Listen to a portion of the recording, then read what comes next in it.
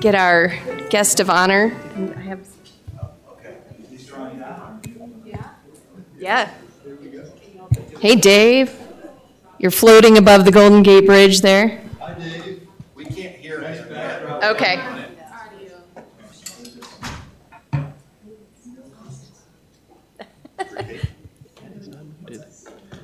All right. So Dave is not joining us. We have Rob and Earl who are probably, there's Rob. And is Earl still gabbing? I mean, it should be that simple. Yeah. Yeah.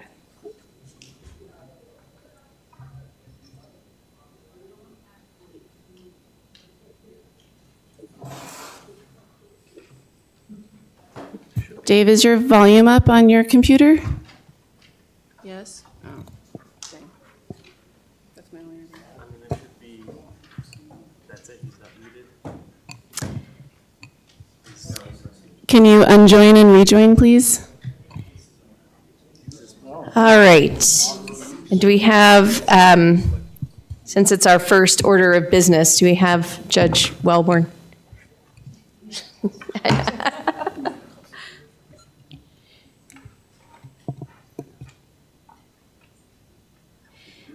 So while we're just waiting for people to assemble, I know there are people here tonight with us for a variety of reasons. And the first item on our agenda is going to be recognition of our longtime municipal judge who's retiring. And so if you came in and were wondering why there were a bunch of people and cake in the lobby, that's why. And so we're just going to wait for them to come in and we'll get started.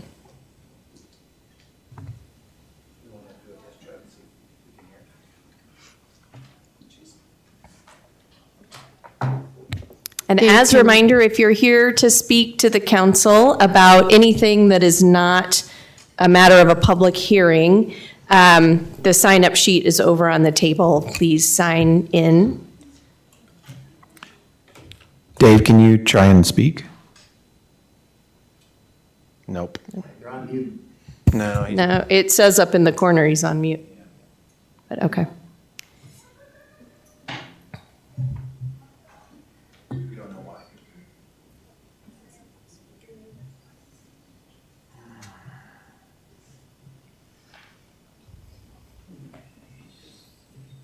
They did a test run earlier, and it was fine.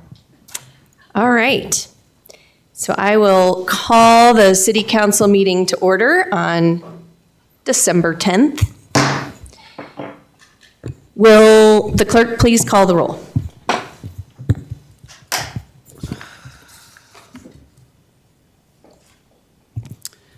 Counselor Heller is kind of here. Counselor Eber? Here. Counselor Holland? Here. Counselor McGuire? Present. Counselor Robinson? Here. Counselor Fisher? Here. Will everyone please rise for the Pledge of Allegiance? I pledge allegiance to the flag of the United States of America and to the republic for which it stands, one nation, under God, indivisible, with liberty and justice for all. The next item of business is Proclamation 2, Series 2025, designating December 10th, 2025 as John F. Jeff Wellborn Day, and designating John F. Jeff Wellborn as Judge Emeritus for the City of Cherry Hills Village. And so I'd like to start by reading this proclamation. Whereas John F. Jeff Wellborn served on the Board of Adjustment and Appeals from 1980 to 1981, on City Council from 1981 to 1982, on the Board of Adjustment and Appeals from 1990 to 1992, and on City Council from 1992 to 1998.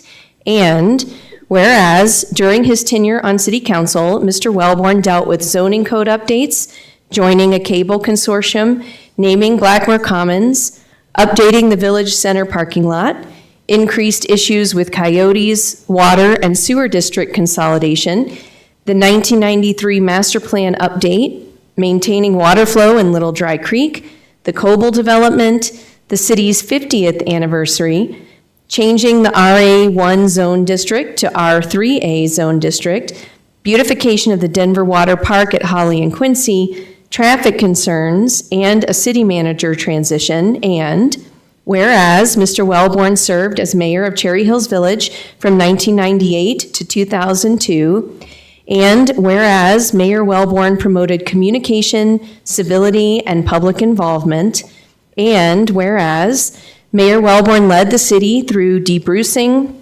Y2K, if we all remember that, restoring Three Pond Park, changing the F1 zone district to the O1 zone district, clarifications and updates to the zoning code, updating the mission statement, renewing the city's cable franchise agreement, and the beginnings of the city's exclusion from the South Suburban Parks and Recreation District. And whereas Mr. Wellborn served on the Parks, Trails, and Recreation Commission from 2012 to 2013, and whereas Mr. Wellborn served on the Quincy Farm Visioning Committee from 2012 to 2014, and whereas Mr. Wellborn served as an alternate municipal judge from 2015 to 2019, and whereas Mr. Wellborn served as presiding municipal judge from November of 2019 through October 2025, and whereas Judge Wellborn presided over the municipal court with fairness, empathy, and respect,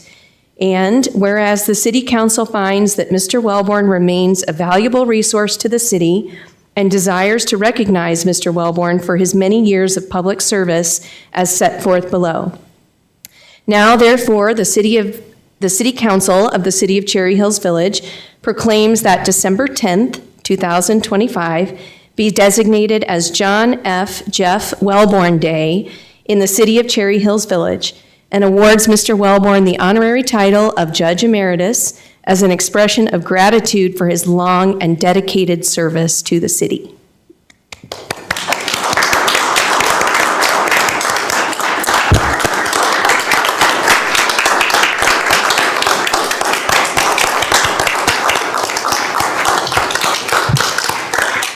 So I know I have some comments I'd like to make, and then I'll invite council to make any comments, and then I'd obviously love for Judge Wellborn to make any comments that he'd like to address. I don't actually remember when I first met Jeff. I feel like I've known him my whole life, but that's not possible because I've only lived here since 2004. It was probably either PTRC or the Quincy Farm Visioning Committee. As a relatively new volunteer for the city back then, I remember my impression of Jeff. He was thoughtful, he's friendly, he's not a loud person, but he's a huge presence. At the time, I didn't know who Jeff Wellborn was. He was just some guy that was on a committee with me. But somehow I knew that when he spoke, everyone listened. Well, over time, I've gotten to know Jeff Wellborn. And now I understand why. Jeff has lived in Cherry Hills Village his entire life, and he's lived here with his family for the last 50 years. He's seen it grow and change in ways that I can't even imagine. And yet he has worked tirelessly to keep the essence of Cherry Hills Village the same. Throughout all those years, he's had his finger on the pulse of Cherry Hills Village. He knows and understands the heart and soul of this community. Even before he had an official role, Jeff was an active part of the community, helping to navigate the growth of his neighborhood and the village, and always, every time, without fault, having the best interests of the community at heart. In all of his years of service, it has never been about him. Personally, I think of Jeff as a touchstone. And when I was trying to write my comments, that word popped into my head, and I actually had to stop and think for a second, what does the word touchstone even mean? So I looked it up in a dictionary, and the definition was a standard or criterion by which something is judged or recognized. Yep, that's the right word. He's the touchstone. He is the standard by which I measure myself in the role of mayor. Jeff, I want to thank you for your many, many years of selfless service to Cherry Hills Village. Martha, on top of all that you have done, for the village in your own right. I want to thank you for sharing your family time through Jeff with the city and so all of us for so many years. Every citizen of Cherry Hills Village owes Jeff a debt of gratitude for his part in shaping the community that we live in. With the utmost confidence and sincerity, I can say that Cherry Hills Village would not be the place it is today without Jeff's leadership. Thanks are simply not enough, but it'll have to do. That and a proclamation and a plaque. So thank you very much. Other council members, if anyone wanted to make any comments? Yes. And mine would just be short, which will be unusual for me. I personally think Mike Wozniak said it the best because I've always thought of Jeff as Mr. Cherry Hills. He epitomized everything that this community has been and tries to be and tries to stay to be. And I've always felt like Jeff was the center of that, always. And all of the things that were read off of proclamation are all of the wonderful things that he's done for this community. You know, there might have been a few things that weren't quite so noteworthy or positive. He was one of the ones that convinced me to run for a city council. That's a recurring theme, just so you know. That might be the one thing that doesn't make it. But otherwise, and it's always been a pleasure to know and to be able to talk with Jeff. And again, you said it best, Katie, he is why this community is the way that it is. And we all try to emulate that, to try to keep Cherry Hills the community that we know and love. So thank you, Jeff, for everything. And Martha, the same as well, because of your contributions in the past as well. So thank you. Anyone else? Yeah, Councilor Ebert? Thank you very much. I don't know, Jeff, whether to call you judge, mayor, counselor, dedicated member of the community, all around fabulous guy, or what. So I'll roll it into all and just say honorable, because that in essence is what I've known you to be for all the time that you and I have been able to know each other. We've known each other a very long time. You've been a mentor to me throughout my legal and my elected officials career. I don't know, we haven't really ever talked about this, but I recall 50 years ago when you first moved back into the village, and it was a time just after my father had served on city council. And certainly the two of you knew each other. We lived just over the hill and down the street from each other, but I didn't really have an opportunity to know you very much at the first part of when you first moved in. But your return back to the village, having grown up here, was an inspiration that I could do something like that. And sure enough, I have been able to return to Cherry Hills Village a number of years later and raise my family here. I recall when you used to live in the Charlou neighborhood. You know, you had animals, which was an instant glue to my family, especially my sister Pamela. It opened the door for my sister to be able to work with your family and your daughter in particular about horseback riding. And it gave me a chance to get to know you a little bit as well. Your work as a natural resources practitioner was frankly foundational for my decision to go into the legal career, as well as my decision at the time to become a water lawyer. I didn't follow through on the water loss part, but I did follow through on the natural resources and environment part. And we've had lots of discussions about that over all the years of my work at the Attorney General's office. Many years later, here we are. Jeff and Martha, you have been an indispensable part to Cherry Hills Village. So while we're awarding this and recognizing your work tonight, I think it's equally important that we have a share part of this, which is knowing your personality of never being the guy who wanted any of the recognition. Sharing tonight with Martha and recognizing all of her contributions to the village, I think is an easy thing for us to include tonight and something that you would wholeheartedly support. I think of you, obviously, as a thoughtful guy, a knowledgeable person, dedicated beyond belief to what you believe in, the right thing, as well as what is right for Cherry Hills Village. As I mentioned, you've been inspirational to me, and you've been the consummate team player for Cherry Hills Village.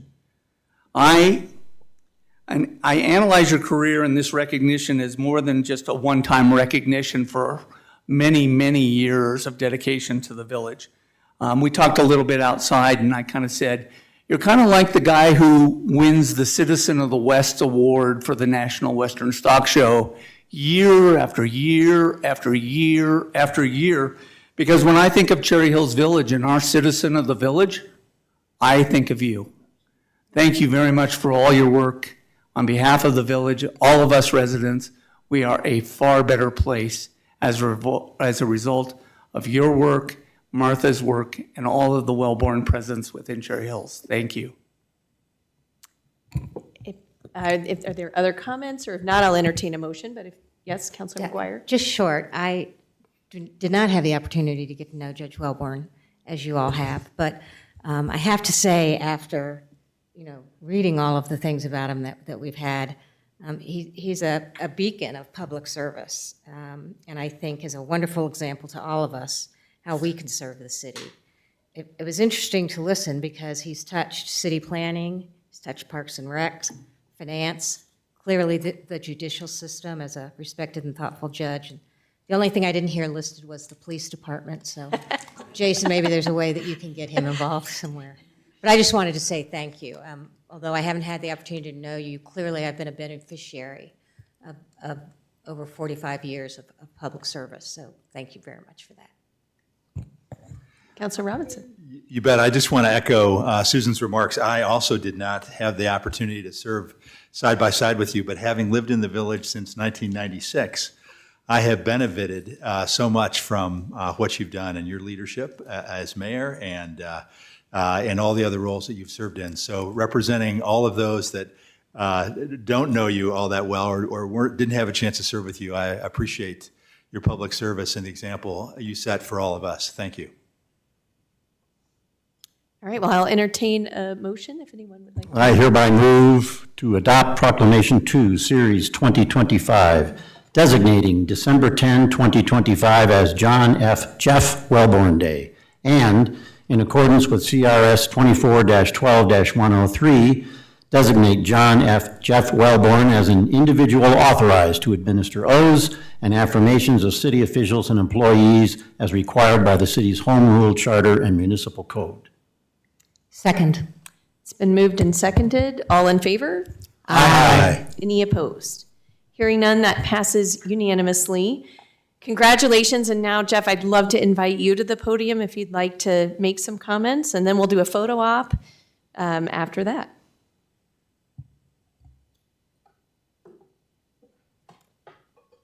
That's hard to follow.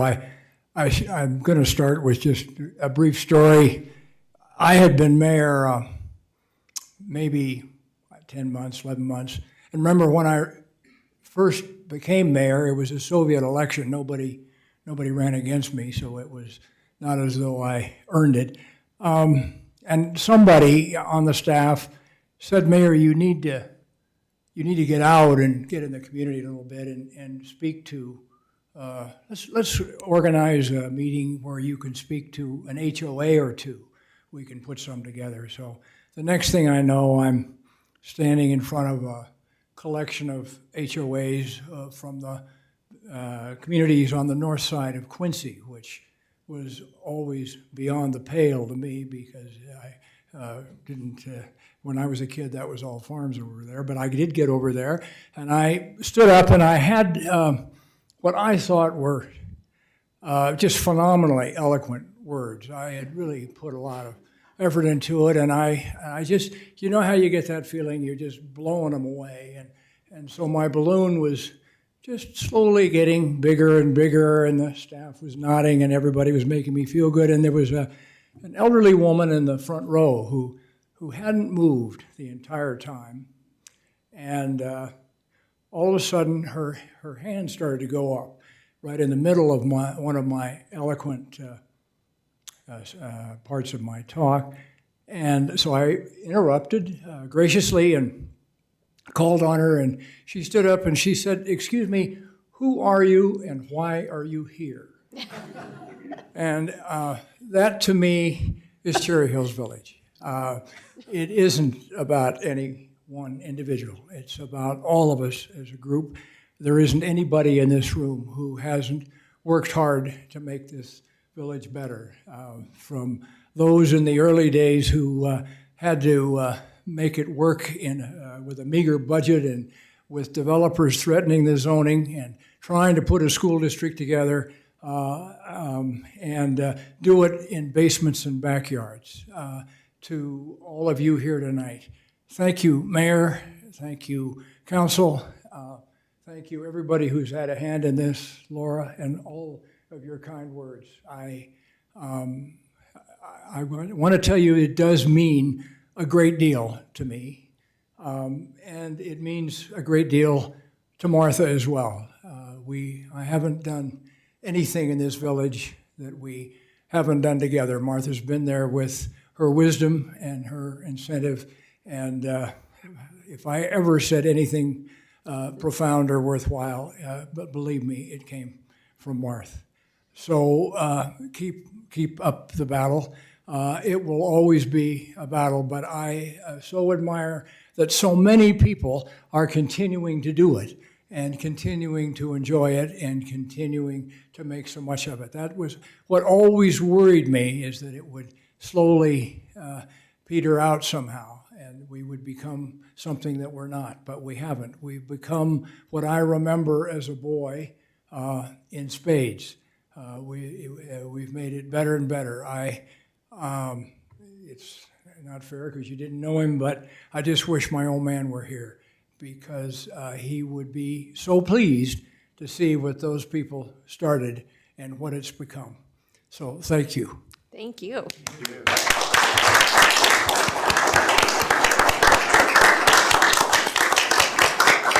Don't go anywhere, Jeff. We got to take a photo. Come on back up. Council, let's go down. Yes, yeah. I'll take the phone.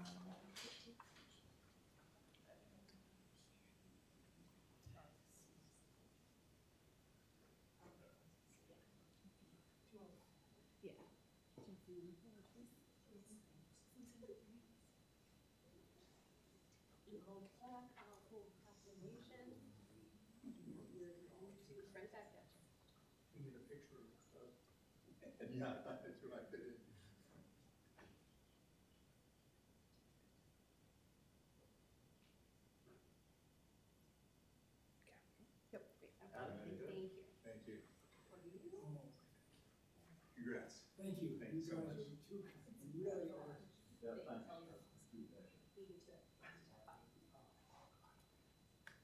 Thank you. Yep, appreciate it. Appreciate it. Yep, we will. Yeah. Martha, thank you. Thank you.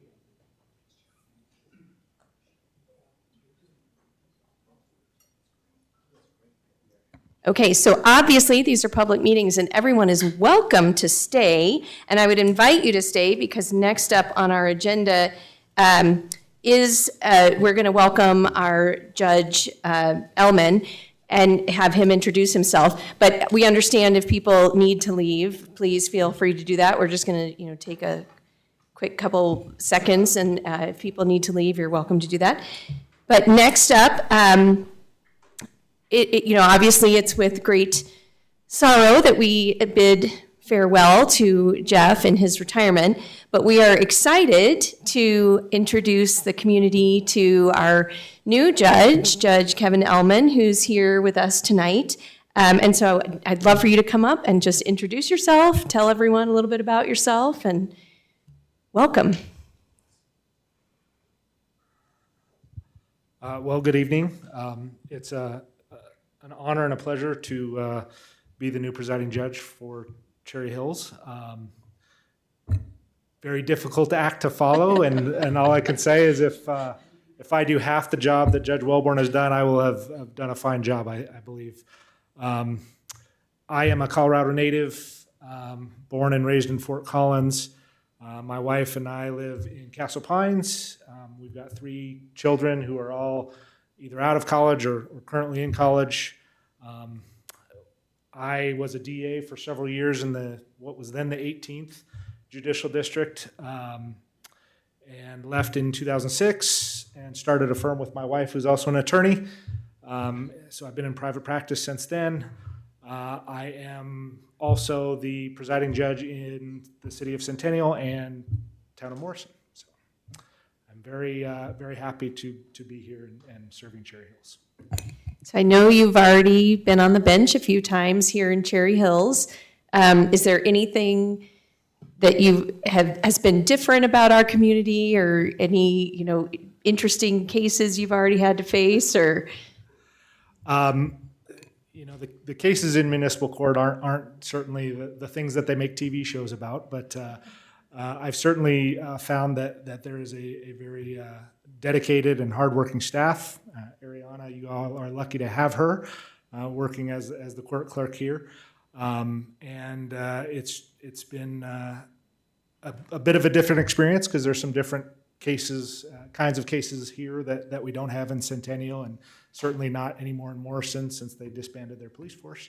And you all have a good police force. I've had the pleasure of having meetings with the chief and discussing some issues that have come up that we've discovered and worked on some solutions for. So it's been a very good, collaborative and productive month and a half about. Great. Well, I know when we were interviewing, I mentioned, and Judge Wellborn, you can appreciate this, motorized vehicles on the trails, man, no mercy, no mercy. Do other people have questions? Or Councilor Robinson, you look like you're... Yeah, I have just a kind of a generic question, but from your experience, longtime experience, what are the characteristics that make a great judge, and what are you striving to do or to become as our lead judge? Well, when I got out of law school, I clerked for Judge Dressel up in Larimer County. He was a district court judge, and he was known for judicial efficiency and serving the public by making the judicial process swift and efficient and making sure people felt heard. He became the president ultimately of the National Judicial College, so I learned a lot from him. But what I probably learned more than anything over my time as a law clerk, a DA, and then in private practice, and now as a judge, is that municipal courts especially are the portion of the justice system that most everyday common people deal with. It's what touches the average citizen most of all. And if they come into a municipal court and they feel disrespected, or they feel that they weren't heard, or they feel that they're just another check that the city is receiving because they were speeding or whatever the case may be, then we're doing a disservice. I think that the community needs to know that the municipal court is not there just to impose fines and penalties. It's there to serve the public and to ensure the community is safe, that victims are heard, that defendants are also heard. In every case is unique. Every circumstance that comes before the court is unique, and just because one person has the same charge as the next doesn't mean the circumstances that either brought them to that court or that were happening at that time are going to be the same. And I think that it's very important as a judge, whether you're in municipal court, county court, district court, or otherwise, that you're there to make sure everybody has their day in court and they get to be heard and felt that they were heard, and hopefully, to the extent they can, leave court feeling that they actually had their day and justice was served. Thank you. Any other? Yes, Councilor Fisher. Yeah, this is more just a comment, but when you mentioned how many people come through municipal court, I made this comment when we were first talking about what our RFP would look like, looking for a new judge, and I just wanted to thank you because you are the face now for so many people. I mean, they certainly many more people would be exposed to you than they would to me or most of us on council. So thank you and welcome. Thank you very much. And one of these days, I'm going to talk to you about the 18th Judicial District because I'm a CASA there. Okay. Yeah. Sounds good. All right. Any other questions? Or well, welcome, and thank you also to you for sharing your husband with us in this capacity. And we're just delighted that you're both here. And welcome to Cherry Hills Village. Thanks So, very much great. for having me. Appreciate it. Look forward to serving. Yeah.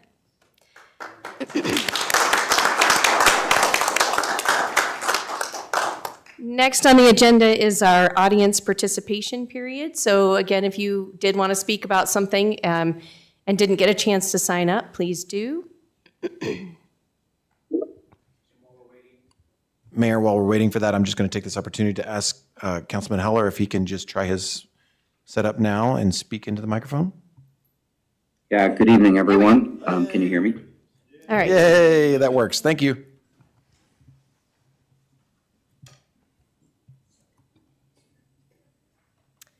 Okay, so as a reminder for our audience participation, you'll be called in order of sign up. You have 5 minutes to speak. Time cannot be ceded to another speaker. We ask that the meeting remain orderly at all times, and that means please no applauding or clapping or booing or any of that. All comments should be directed to the council and not to other members of the audience. And per policy, if you haven't spoken before, this isn't a dialogue, it's an opportunity for people to express their comments to council, so we will listen, but we don't respond.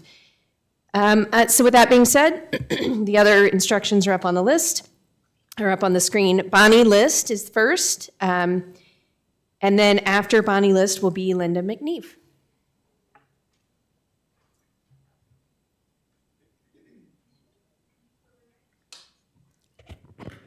Good evening. My name is Bonnie List.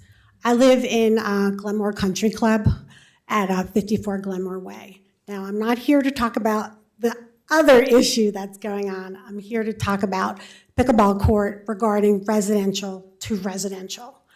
And what came about was that where I live in Glenmore, I live the furthest north on the hole between the 4th and 6th. I didn't bring diagrams or anything today. I just wanted to start the conversation, and that's why I didn't ask anyone to come today also.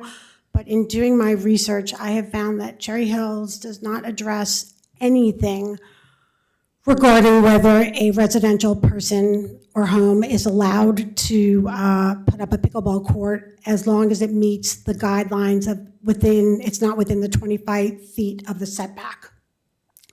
And right now, at 3136 Cherry Ridge Road, they have already started to put a pickleball court. So I reached out to code enforcement, and I had a long talk. He was awesome, great. Unfortunately, he might be on my dial number all the time. And it seems like that there's more regulations regarding what time you're allowed to stop music than there is regarding pickleball.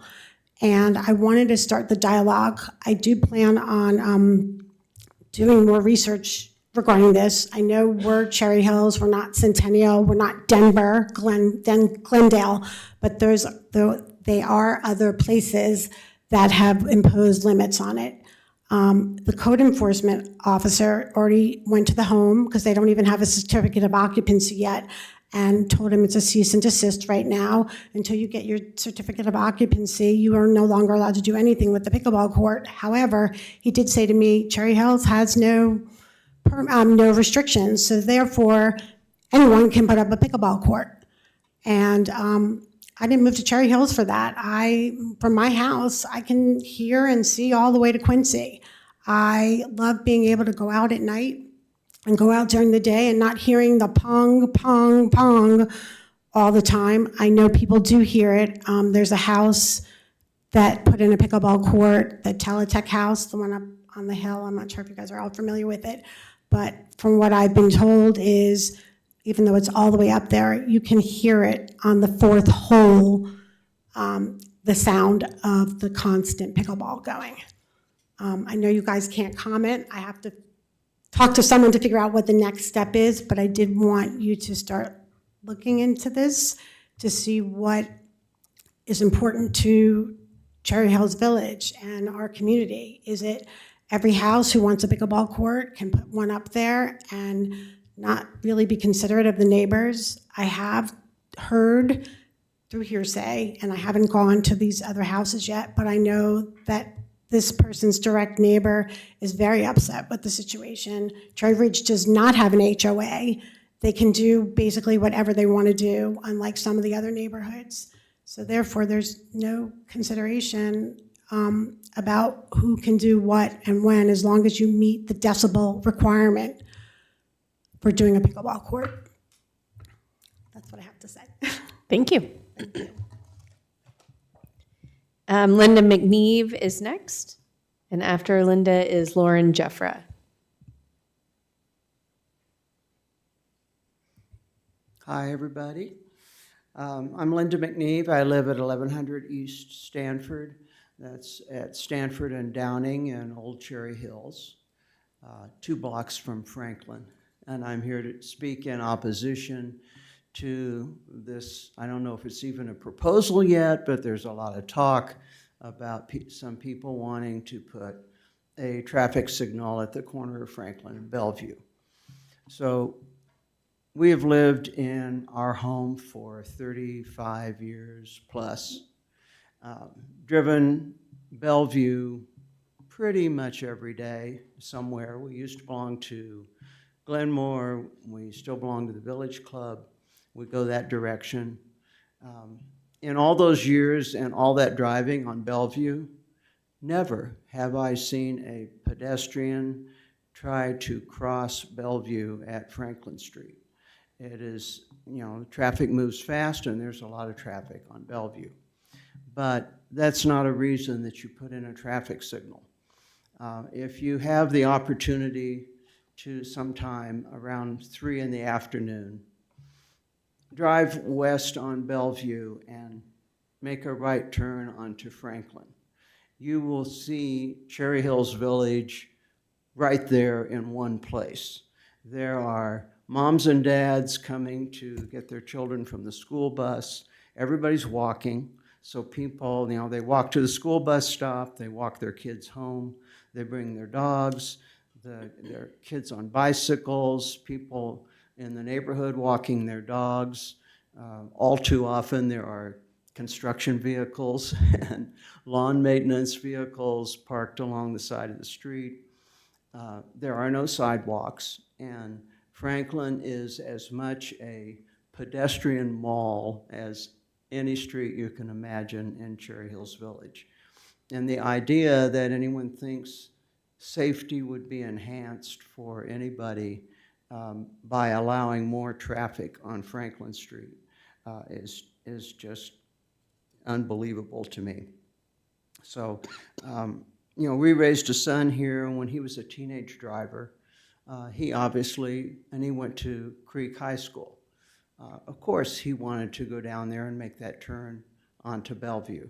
And we said, no, you will go west and use the Clarkson intersection there where you have a traffic signal with a left turn lane. And we've done that ourselves all these years because, unless, maybe in the middle of the night, it might be safe to make a left turn onto Bellevue from Franklin, but you think about the time you would spend sitting there, if you had a left turn signal, the time you would spend sitting there waiting for the light is greater than the time it would take to drive over to Clarkson where there is a signal and make a safe turn there. So there's really no good reason to do this.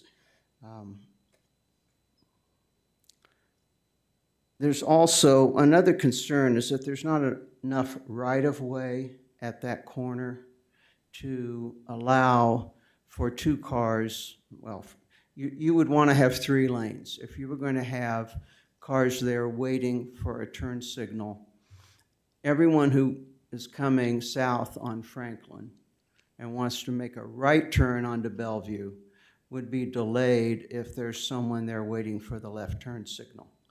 And there isn't room to have 2 turn lanes and I don't know if the city wants to have to acquire land in order to be able to widen that intersection. It's pretty tight the way it is now. So I see the Villager newspaper has been covering this in great detail, but I also know not very many people in the village get the paper or read that. And so I think there's not enough understanding of what the implications would be of having, adding a turn signal there. So As far as I know, there's no real proposal in front of you, but you've been hearing about this a lot, and my hope is that you don't have to spend a lot more time listening to people like me on something that should be a non-issue, and that there's some way to put this aside and move on with all the other business that you have to deal with. Thank you. Thank you. Lauren Jeffra, and after Lauren is Jim Karantunis.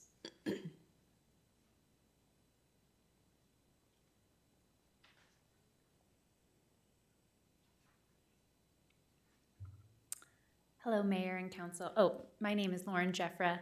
I live at 5060 South Franklin Street in Cherry Hills Village. Thank you for letting us speak this evening. I have come before this council a few times to talk about the unintended and harmful consequences a traffic light installation at Franklin and Bellevue would cause. But tonight I want to bring to your attention some new information that has recently been discovered. First, not only would this light cause cut-through traffic and pose a risk to our pedestrians and children, but recently Greenwood Village's city engineer said in one of their community meetings that studies show when a traffic light goes in, it actually increases car accidents at that intersection. Second, we have established that the CDOT warrant is a traffic warrant, not a safety warrant, based on volume. It has come to our attention that this study only passed the threshold by a few cars at certain hours during the day. 3 mothers from Greenwood Village who have changed their mind about the light when presented with research have gone on record to say that the CDOT study was not a blind study.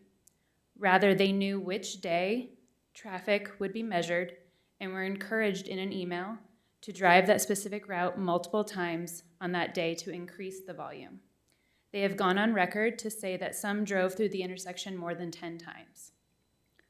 Third, from these city council meetings and the CDOT study, it has become apparent that the main concern of safety could be fully attributed to the issue of speed on Bellevue.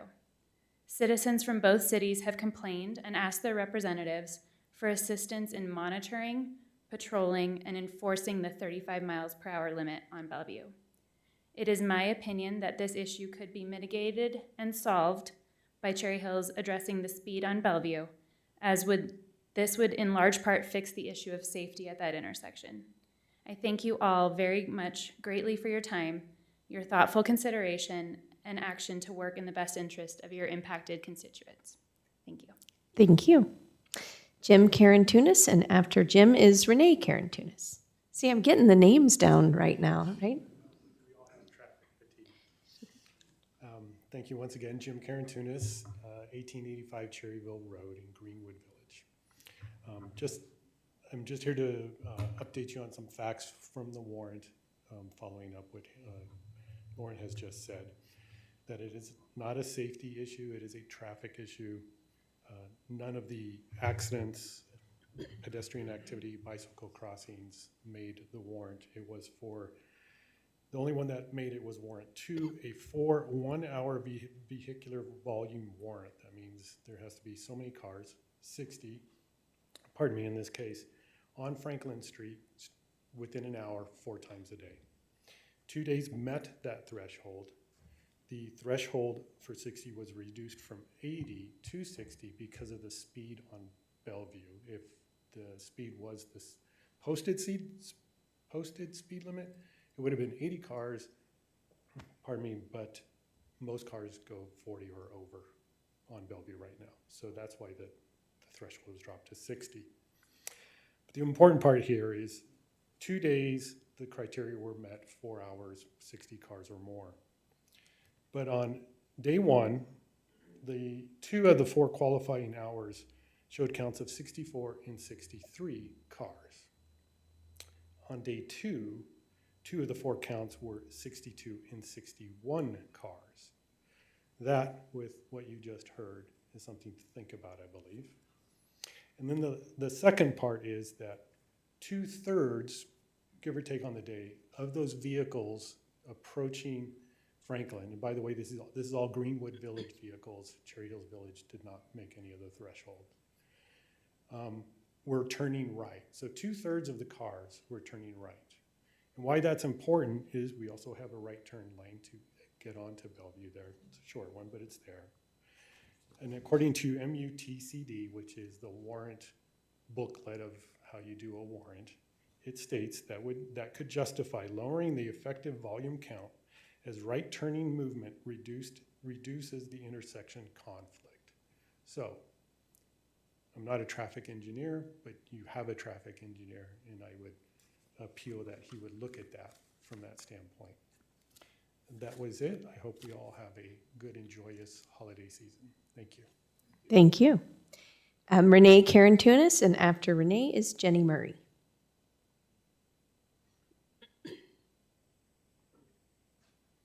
Hi, I'm Renee Karen Tunis. Yes, I'm here again. We should maybe move over here, but 1885 Cherryville Road, Greenwood Village. Thank you for tolerating us again. As do the majority of Old Cherry Hills Village residents, I too oppose the traffic light. The statement that there is more traffic on Bellevue Avenue is not supported by data. Annual average daily traffic counts. Tube counts, and I picked the year 2010 because the last time a warrant study was done was actually 2009, and it did not pass, but there was no data for 2009. So 2010, tube counts for Franklin in 2010 were 1,485 cars, and as of 2024, were 1,232 cars. It's actually lower.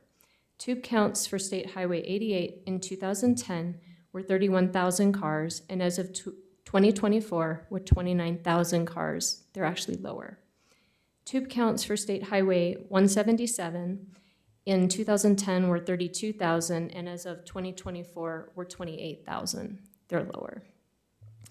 The studies indicate, as we've said, a 10 to 30% increase in cut-through traffic from major streets influenced by the amount of traffic on the major streets, 28,000 and 29,000. The validity of the CDOT study is questionable at best, 1 to 3 cars. The MUTCD explicitly states, the satisfaction of a traffic signal warrant shall not in itself require the installation of a traffic control signal. Traffic signals that marginally meet the warrant, that is, they have low volume signals due to adjustments for higher speeds, as in this case, do not prevent accidents and can be counterproductive per the literature. Most accidents are random and they cannot be controlled effectively. Rear-end crashes actually increase in these instances by 15 to 50%. Minor crashes pending speed increase by 11 to 24%. Total crashes increase by 15 to 50%. The Federal Highway Administration advises against installation without meeting volume crash thresholds. This is a light of convenience. There are more than one way in and out of both neighborhoods. So it isn't really a safety issue. It's not a traffic issue, but there is a speeding issue, and I think we all know that. Reducing the speeds on both Bellevue and hopefully University too would allow greater gaps to the major roadways for entry and exit. And this would be good for not just Franklin and Bellevue, because there's some other entryways there too. Speed enforcement along State Highway 88 is something that we all actually do agree on and something we could all live with. Thank you all so much for listening. Thank you. And last is Jenny Murray.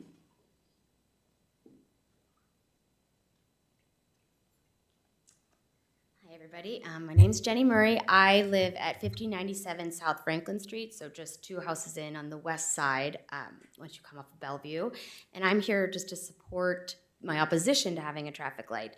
When the lady was first speaking about the neighborhood and describing what it was like to live on Franklin, I'm basically the family that she was describing. I have 3 young girls who are 10, 8, and 6 years old. I go to the bus stop right on the corner twice a day, every day with my small dog.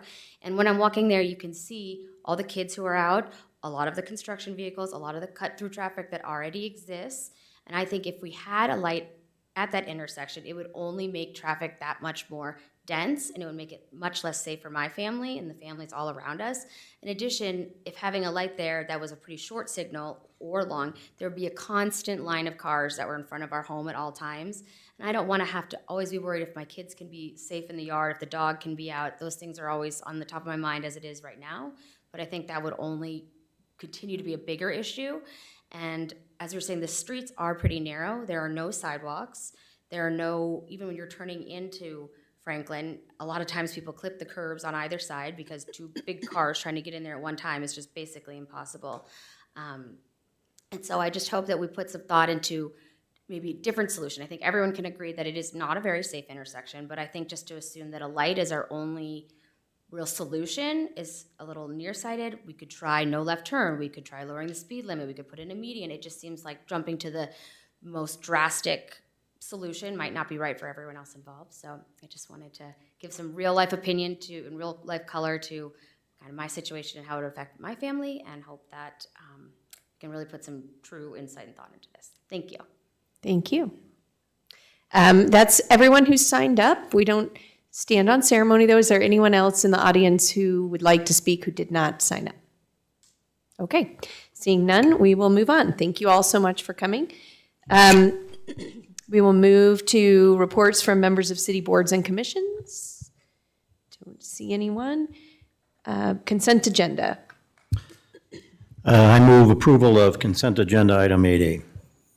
Second. That's been moved and seconded. All in favor? Aye. Any opposed? Yes. Oh, sorry. I was like, what? Things are about to get interesting around here. Okay. Okay.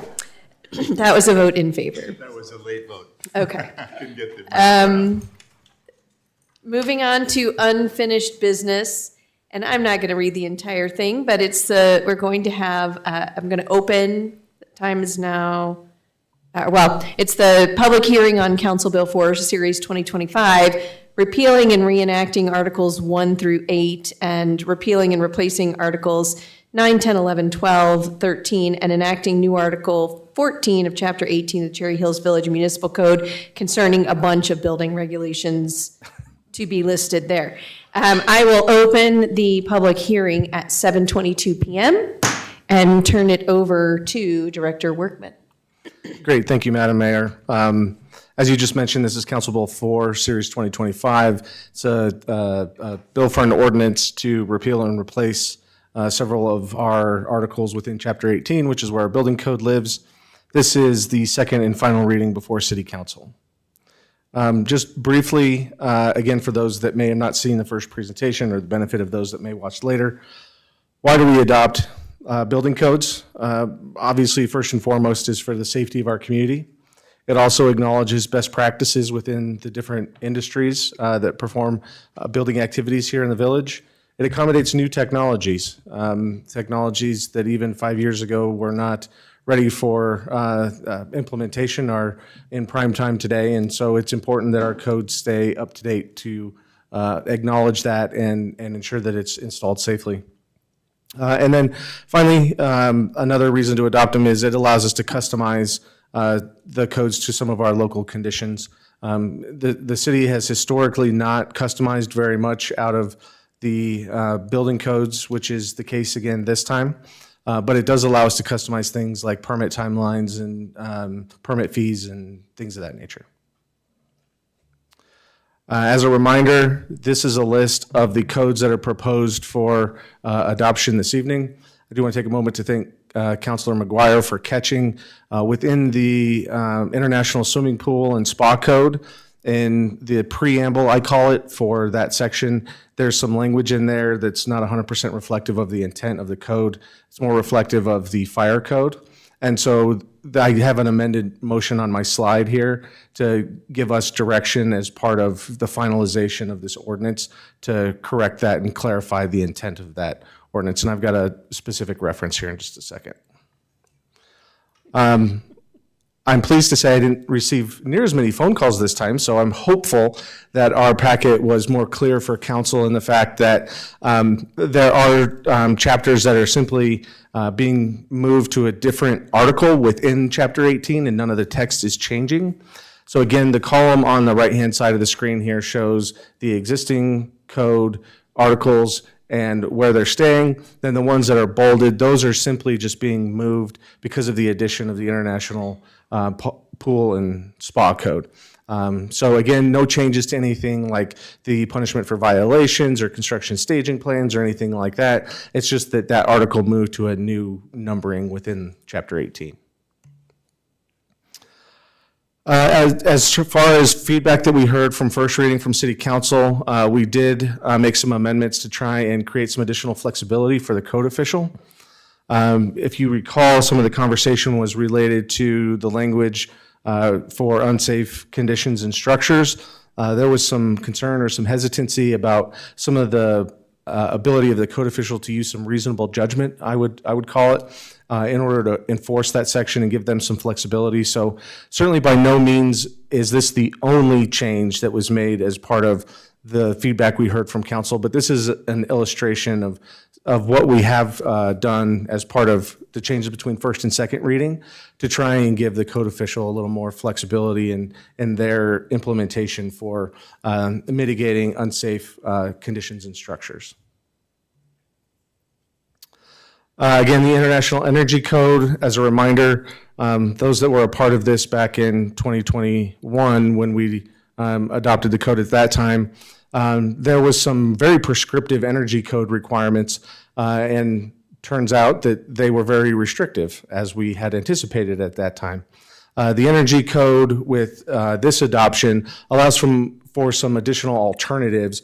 Not that the bar has necessarily been lowered, it just allows builders and architects and engineers to have additional options to achieve an energy goal. And so that's been something that we've heard the development community is excited for us to start to implement. As part of this, the city does adopt the International Fire Code. While we, the city, do not do any enforcement of the fire code, nor do we do any review of the fire code requirements, we solely rely on South Metro Fire to do that. We do adopt that code so that they can enforce it within our jurisdiction. There were a few questions for them last time related to energy storage systems and some things like that, but nothing has changed since first reading related to any fire code requirements. Because this is code adopted by reference, there is a state statute that says that there has to be two public notices of this hearing. That notice requirement was taken care of in both the November 20th and the November 27th editions of the Villager. And again, we have been proactively communicating with our development community and residents as our inspectors go out for inspections, through our plan review, through our meetings informally with contractors as we go through the initial stages of project development.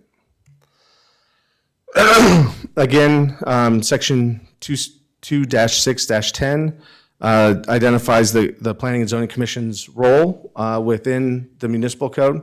They're responsible for chapters 16, 17, and 20. Chapter 18 is where the building code lives, and so there's no recommendation for the commission required. And then this is the very lengthy, very wordy recommendation for a motion should a brave soul decide to undertake that. I do want to note that the highlighted section towards the bottom of this screen where it talks about the 2024 International Swimming Pool and Spa Code with an amended section 18-9-10 preamble that more accurately describes the intent of the code. Right now, the preamble talks about hazardous materials and fire resistancy and some things like that. That was just a carryover from the fire code portion of the adoption of the update. And so there's language in there that we would like to wordsmith in order to just create a preamble that's more relevant for pools and spas. And that concludes my presentation. I'm available for any questions council may have. We do have representatives from Shooms Coda in the audience this evening, and we also have representation from South Metro Fire if you have questions for them. All right, thank you very much. Are there any questions, first of all, for staff? Yes, Councilor McGuire. I'm on page 9 of 61 of the bill, which is 32 of 374 of our package. I'm sorry, 32 you said? 32 of the packet. Okay. It's section 3010, existing elevators and escalators. It says exception, conveyances located within a dwelling unit. So does this only apply to commercial or application, I guess, in a church or? I'm going to defer to Shums Coda on Okay. that particular issue. My understanding is yes, but I will let the expert testify. I'm Steve Thomas with Shums Code Associates, and the answer is yes. So the individual residential elevators inside a home are not re-inspected every year like a commercial elevator is. So this only would apply to commercial elevators like at the country clubs or the churches or anything like that. Okay, and it says existing installations of elevators. Is there another section that applies with new Yes. elevators? Okay. Yep. I figured there would be. So more and more houses are having elevators in them as we see an increasingly graying population, I am told. That, I'm thinking about putting. We have one a in my first house. floor bedroom in I our understand. house, so. How often should they be inspected, or what do we require? I'm assuming we have regulations around that also. So we inspect the initial installation, and which is required by the state. So the state has requirements for elevator inspections. But due to privacy requirements and a person's home is their home, the codes have said, okay, we don't need to go back in there. Should they be re-inspected? I think so, but we're not going to regulate that. So that's regulated at the state level, not at. Yes. Okay. Okay. Thank you. I don't know if this is a question for you or for Paul. The first three sections, can you go back to that slide which listed all of the sections? There's the International Building Code, the International Existing Building Code, and the International Residential Building Code, which all seem to have a lot of the same language in them. And I'm trying to understand what the difference, I'm assuming two is, okay, first of all, some of them must be commercial and some residential. Now I'm seeing that. So 3 is residential. Is 2 existing residential and commercial? Yes. So the way it works is the building code is essentially your commercial code. Okay? Okay. The residential code, right, number 1. Great. So number 3, the International Residential Code applies to single-family dwellings, 2-family dwellings, and what we call townhouses. Okay. We don't have 2-family dwellings or townhouses in Cherry Hills, so it applies to all the single families that we build, no matter how big. Okay? So our 40,000 square foot single-family dwelling is built under the residential code. The existing building code provides guidance on if I'm going to remodel a building, and it does apply to both commercial and residential. So if you're going to remodel your home, you actually have a choice of complying with the existing building code or the residential code, which I'll send you. Everybody goes to the residential code. But we need the existing building code more for the commercial side. For example, when they redid the Cherry Hills Country Club, that set the foundation for what we had to do in that building. Got it. Okay. And then most of these articles have a requirement for a building permit. If I'm doing plumbing, mechanical, and electrical, I don't have to do 3 separate building permits. It's all one building permit? Everything short of electrical, yes, that's correct. You can do plumbing, mechanical, building, all under one permit. The electrical permit is always separate so that we can ensure that that electrician is licensed by the state. Got it. Okay. One quick question, if I might, Paul, if you can hear me. Yeah, I can. I want to make sure I'm understanding correctly. So page 90, as an example, 6 of 64 of the package, but page 90 in our packet, the red is all indicating that that's just been moved from another section, and then the strikeout of shall to may is the amendments we've made. Am I reading it correctly? No. So what is listed in that exhibit are what the amendments are. So that's different than the 600-page building code. That's the standard code. So the language that's provided to council is the exceptions. The red language that you saw are the additions or changes based on the council discussion at first reading or based on changes to the existing language in Chapter 18. Okay. Thank you. All right, and then I just had one more question. Article 13, service expansion fee. It never says what that's for. What is that for? For the expansion of services.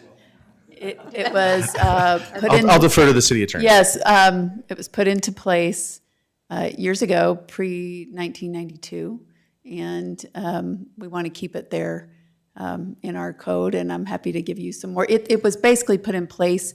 The city was growing very rapidly, and I forget the year. I have it in my notes, and so the city adopted this fee to be able to provide services, as I understand it from the record, because there was a lag in the receipt of property tax revenue and not enough funds in place to address services that were necessary due to the growth. It's a service fee for things like infrastructure, so water, sewer, things like that. General services of the city. Yeah. Correct. Can I just make a little bit of a housekeeping thing? I can't see Counselor Heller if he is trying, but is there any way to have both, or did we determine that there's no way to have both? He was showing up over the slideshow earlier. Yeah. Oh, I see. Okay. So the answer is Yes, no. we do have a way to do okay. it. We're learning our. Okay. Well, maybe. Well, I don't know, Earl. You're being. I can see him and I'm blind. Okay. Because that one always stays up, I notice. Yeah, because I think we need to have the text of the slides up more important than that. Okay. I have no other questions. Thank you. Any other questions? Yep, Counselor Fisher? So this is more of a general question, and I'm sure my fellow counselors had these thoughts too as you're reading this, thinking, well, I don't think this is how this works. So I guess my general question is, how are these things enforced? Is it up to, who is it responsible for checking, like in the middle of a project?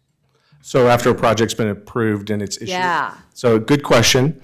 Part of the suite of services that Shums Coda provides is inspections. So you get an approved, right? So I like to say that regardless of what people think, building permit process is actually a customer service, right?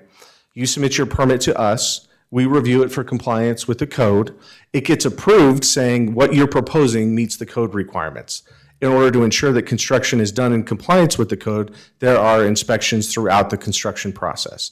And there are certain milestones you get to for framing, roofing, plumbing, depending on the nature of the project, where they schedule inspections through Shums Coda, and primarily Doug, who you heard from last time, will go out there and do an inspection to make sure that the construction that was done in accordance with their approved plans. Right, but they're scheduled. Yes. So you can tell all your guys, don't park there. They're coming today. Well, that's a little bit of whatever a- it is, you know what I Yeah. So parking specifically is a little bit of a different issue. That would be handled through code enforcement through the police department. Okay. But there are times where an inspector will see a violation and report that to either myself or Jan or code enforcement. Okay. And they do have the ability to issue a stop work order if there's something egregious, right? If, I'm making this up, but if there's, an open propane tank next to an open flame, they have the ability to make a decision. You get calls from neighbors too complaining, right? Yes, I guess yes, that was ma'am. my question too. Are you relying on neighbors? No, once a permit is approved, there is a scheduled inspection process that every community across the country uses. It's very well known through the contractors. Contractors want the inspectors to come so that they can get signed off so that they can continue in their project, right? And so Does it happen occasionally where somebody does work without a permit? Yes. I'd be lying if I said no. But primarily, especially in this community, our contractors are very good about calling for inspections and even courtesy inspections. We're one of the few communities I know of where a contractor can call for what we call a courtesy inspection, where they're not sure about how they're going to do this particular part of the plumbing. And so our inspector will go out there as a courtesy and walk it with them and talk through how to solve that issue and how to be code compliant. Okay, thank you. Any other questions? Nope. Okay, then I will open the public comment portion of the hearing. Is there anyone signed up to speak? Nope. Okay, seeing none, then I will close the public comment portion of the meeting. I don't know if you need times for that, but that was 7:40 p.m. And would entertain a motion if anybody wants to take a deep breath. You go. No, you go.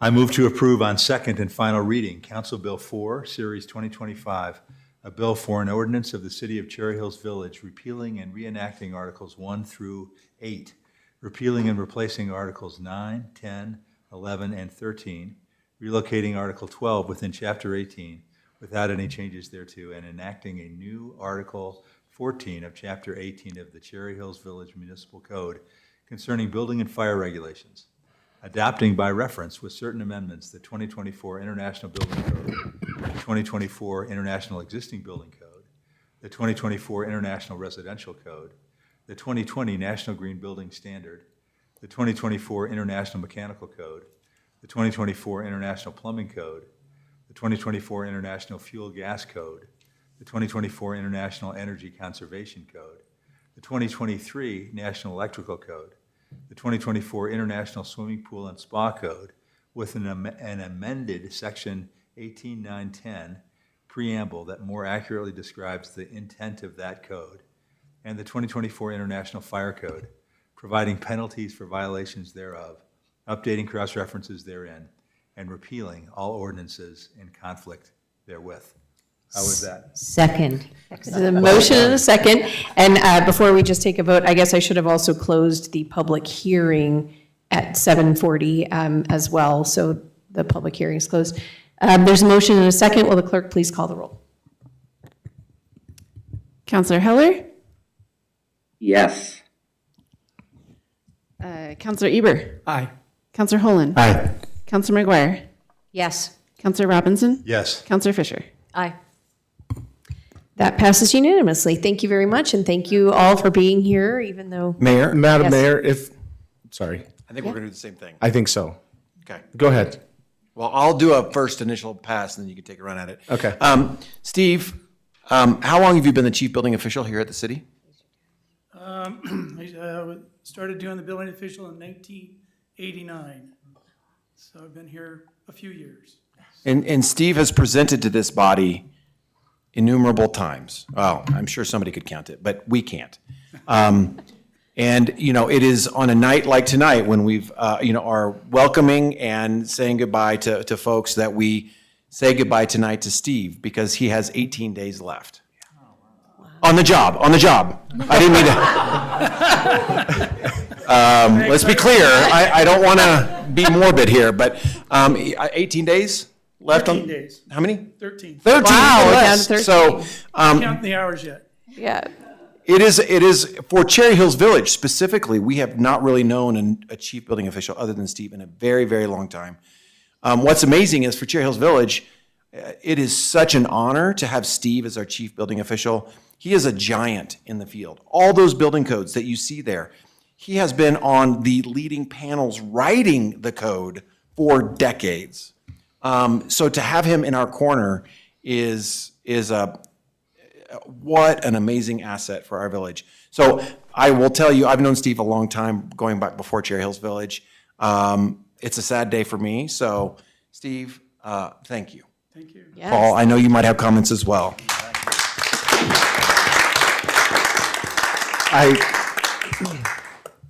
Chris said it better than I would. I would just say that I did not know Steve prior to coming to Cherry Hills Village, but I knew who he was because he is literally a titan in the building code world. Everywhere I've gone, people speak with such reverence of Steve. And so I was a little intimidated to meet him at first. And then you get to know him and you get to talk to him, and there could not be a nicer, sweeter, more empathetic man that is willing to find solutions with people and not just identify problems. And I hope I'm a better professional for having known you and spent some time with you.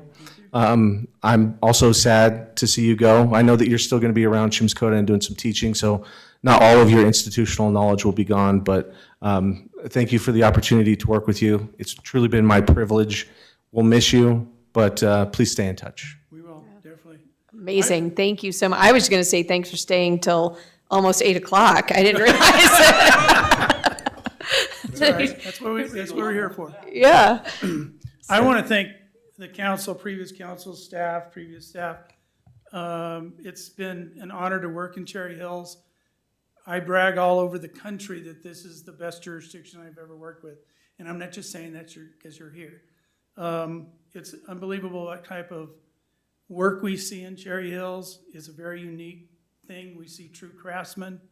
The council has always been very, very supportive of adoption of the codes and what we do. And I just want to say thank you all for that support over the years, and thanks to the staff as well. So this is one area I probably will miss working in. So Well, you're welcome anytime. I appreciate it. Thank you very much. Congratulations.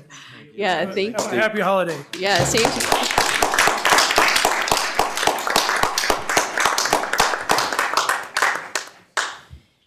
All right. Well, it's a night of beginnings and retirements, and yeah, end of the year. Next item of business is the 2026 proposed budget. Thank you, Mayor and council members. I am here to run us through our last proposed 2026 budget. We're here for our second and final reading. We have had a few updates from our 11/18 public hearing. The first one being a bonus and win for the city in that our workers' compensation insurance, originally in the study session and the public hearing, we had it set as a 0% increase, being optimistic. It actually came in as a 5% decrease, which is a total savings to the entire city budget of about $7,500. So we will take it, and that's very encouraging. We have also updated the sustainability study to now a sustainability effort. It has remained at that $50,000 budget amount, and it has been moved from community development contract services to administration miscellaneous, just so it is there and available should we find things to use that money for next year. The other two big adds were our carryover expenses, and so these are projects that were approved in the 2025 budget, but given different situations and the end of the year coming up very quickly, we're not going to be able to have the work completed and paid for by December 31st. So we need to roll that money over in the form of a carryover to increase the 2026 budget. First reading, we had $100,000 from the Conservation Trust Fund for the Quincy Farm Pond. We have updated that and increased it to $400,000. And then we also had a trail bridge maintenance project in our CIP budget.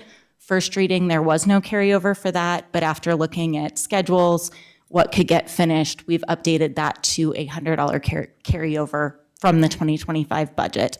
This does mean that our anticipated expenditures against the 2025 budget are an additional $400,000 or $500,000 total lower in carryover amount. I think for the record, you mean $100,000. I said do. $100. Oh, well. Just as you're listening to the minutes, I would just make sure that I'm Yes. not looking at the slides. Wishful thinking. Yeah. No, $100,000. I would love to be able to do bridge maintenance for $100. That would be much easier. But you are correct. It's $100,000. Also, in our long-range financial forecast, I have updated and added line items for general fund reserves, CIP fund reserves, as well as our TABOR and COP reserves. This way, it's easy to see what amount of our general fund is reserved all the way out for the next 10 years. And you can match that as we go year to year, which I think is a very helpful piece. Last two things, we had 2 memo and notes updates.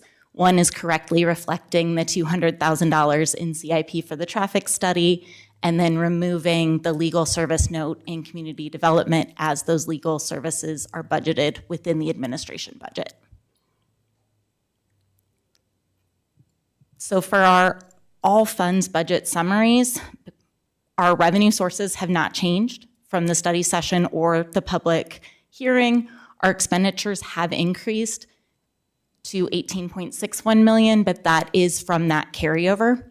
And so our expected expenditures in 2025 will be at minimum $500,000 below our budget, as those monies are now in the 2026.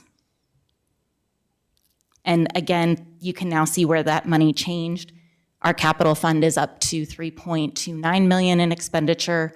It's that additional $100,000 carryover, and the conservation trust fund is up to $0.43 million in expenditure from the additional $400,000 versus $100,000 carryover for the Quincy Farm Pond, excuse me. Pretty quick tonight. Do we have any questions? Anything I can answer? Are there any questions? Can we get, yeah, thank you. Seeing none. I know I always like to say this during this meeting in case there's anyone watching. We have a study session on the budget in October. We have the first reading on the budget. There have been department meetings. It is not like no one has any questions or comments about the budget. It has been thoroughly discussed. So thank you for that. I would entertain a motion. I move to approve Council Bill 5, Series 2025, a bill for an ordinance adopting a budget and levying property taxes for the city of Cherry Hills Village, Colorado for fiscal year 2026 on second and final reading. Second. It's been moved and seconded. Will the clerk please call the roll? Counselor Heller? Yes. Counselor Eber? Aye. Counselor Holen? Aye. Counselor McGuire? Yes. Counselor Robinson? Yes. Counselor Fisher? That passes unanimously. And I further move to approve Council Bill 6, Series 2025, a bill for an ordinance of the city of Cherry Hills Village, Colorado, authorizing appropriations for fiscal year 2026 on second and final reading. Second. Counselor Heller? Yes. Counselor Eber? Aye. Counselor Holen? Aye. Counselor McGuire? Aye. Counselor Robinson? Yes. Counselor Fisher? Aye. That also passes unanimously, so thank you very much. Moving on to new business, Council Bill 7. Can I just Series- make just a brief comment? So this is my first time going through the budgeting process and so on, and I found it very enlightening, and I just want to thank Kelly for your hard work. I know it's the first time for you too, but I thought it was very well done. And it's not easy to put together a budget, especially with all the complexity of a village like this. So appreciate how you've done this. Thank you, and thanks for, I'm sorry, just so focused on moving us along, that to acknowledge all the work that you put into it, so thank you. Thank you, I sure appreciate that. All right, Council Bill 7, Series 2025, a bill for an emergency ordinance of the City of Cherry Hills Village, establishing a temporary moratorium on the acceptance and processing of new applications, seeking the approval of a subdivision and declaring an emergency on first reading. We'll turn that over to Director Workman. And Mayor, before Director Work, I just want to clarify that because this is an emergency ordinance, it's not technically a first reading. Okay. We adopt it, if adopted, it lasts for a certain period of time, and then there's another ratification. Ratification or adoption, readoption later should sorry, words are leaving me, to ensure that it lasts the period that council would like it to do. So it will come back, but this is technically only one reading required. Thank you. Director Workman. Great, thank you, Madam Mayor and members of council. In short, 17-3-30 of our municipal code requires a 7.5% dedication of land associated with the subdivision of property to facilitate the acquisition and development of open space, parks, trails, and other community recreational, cultural, educational, and civic amenities and facilities. That code section also gives the city the sole discretion to accept a fee in lieu of land dedication for the equivalent fair market value of land required for dedication. In light of the 2024 decision by the United States Supreme Court in Sheets v. County of El Dorado, staff is proposing a temporary moratorium on subdivision applications that would require a land dedication or fee in lieu thereof. Staff is proposing a 9-month moratorium on the acceptance of those applications. During that 9-month moratorium, staff would go through an evaluation process, likely with a consultant, to determine if the current requirements continue to meet the city's needs. Because this action is a moratorium enacted pursuant to the city's police powers, does not amend language in our current municipal code or otherwise fall under the authority of the Planning and Zoning Commission, a recommendation from the commission is not required. With that, the recommended motion to approve Council Bill 7, Series 2025 is on the screen in front of you. Certainly, I'm available for any questions you may have. So I have one quick question off the bat. The staff memo says that a moratorium on subdivisions that would require land dedication, but as I was reading the actual, Section 2 basically just says a moratorium on, I guess I just want to make sure that maybe the moratorium for all of these, the sketch plats, preliminary plats, final plats, amended plats, minor subdivisions, those are the ones that require land dedication, and there are others that don't, and so this moratorium would not apply to those? That is correct. Okay, just making sure. That is correct. Good point of clarification. Other comments? Anyone? Seeing none, will the clerk please call, I need a motion, sorry. I move to approve Council Bill 7, Series 2025, an emergency ordinance of the City of Cherry Hills Village establishing a temporary moratorium on the acceptance and processing of new applications seeking the approval of a subdivision and declaring an emergency. Second. That's been moved and seconded. Will the clerk please call the roll? Counselor Heller? Yes. Counselor Eber? Aye. Counselor Holen? Aye. Counselor McGuire? Aye. Counselor Robinson? Yes. Counselor Fisher? Aye. That passes unanimously. Moving on, the time is now 7:56, and I will recess the city council meeting Sorry, and call to Mayor? order. Oh, yeah. There's a resolution. Oh, I'm sorry. Yes, I didn't see that, sorry. Never mind, I don't recess the meeting. We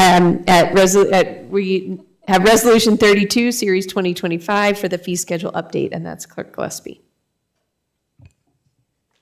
Okay, bear with me a moment.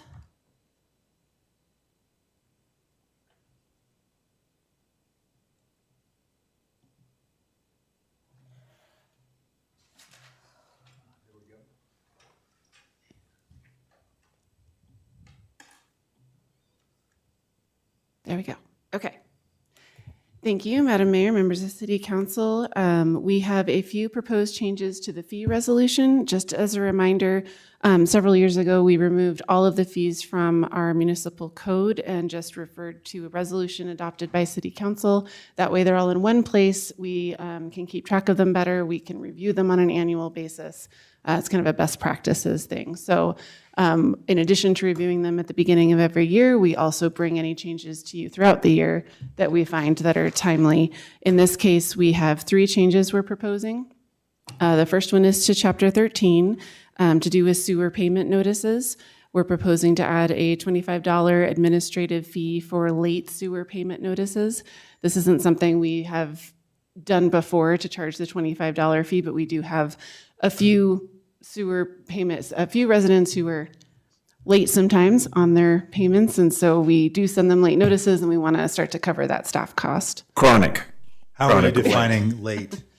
I don't have exact numbers, but if you want the statistics, Emily has those.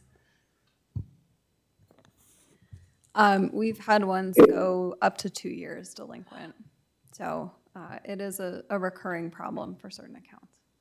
The $25 will not recover all the staff time for a 2-year delinquency. We're hoping it at least covers some of the delinquencies that we get.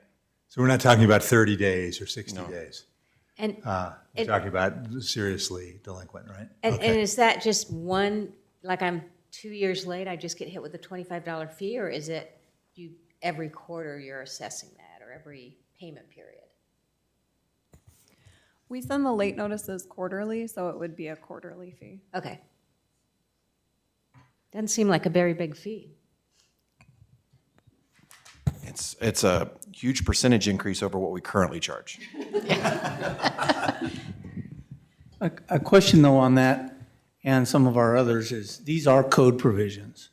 So if we ever wanted to take code enforcement action for violating a code in addition to the assessment of a fee, I mean, there could be an instance where we say, You could take them. after a year, we want to enforce this civilly. We have the ability to always do that. So we don't have to, use this $25 as the only means by which we can move somebody towards compliance.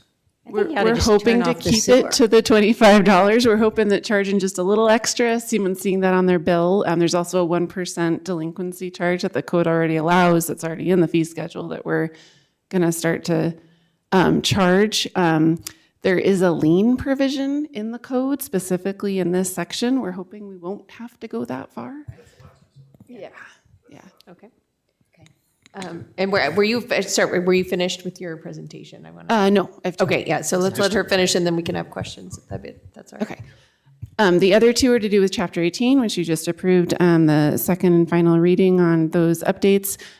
We missed this administration fee when we were combing through the code to take them all out into the fee schedule. So we just want to move that $50 administrative fee that is held back during refunds into the fee schedule from the code. So the code that you just passed takes out that specific dollar amount and just refers to a resolution approved by council, which mirrors the rest of the language in the code in these instances. And so now we're adding that back in, so to speak, by adding it to the fee resolution.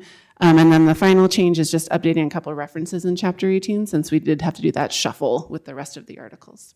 Because that's not part of my question was the Chapter 18 updated references was part of the motion before, because there's nothing in here that talks about changing Chapter 18. So this would be just in the fee schedule itself. We have a couple of. I see. The Okay. left-hand column sometimes has specific code references. And so in the Chapter 18 section, we have a couple of specific code references that need to be. It's the I'm fee sorry, schedule fee references schedule. to Chapter 18, not Chapter 18 references to fees.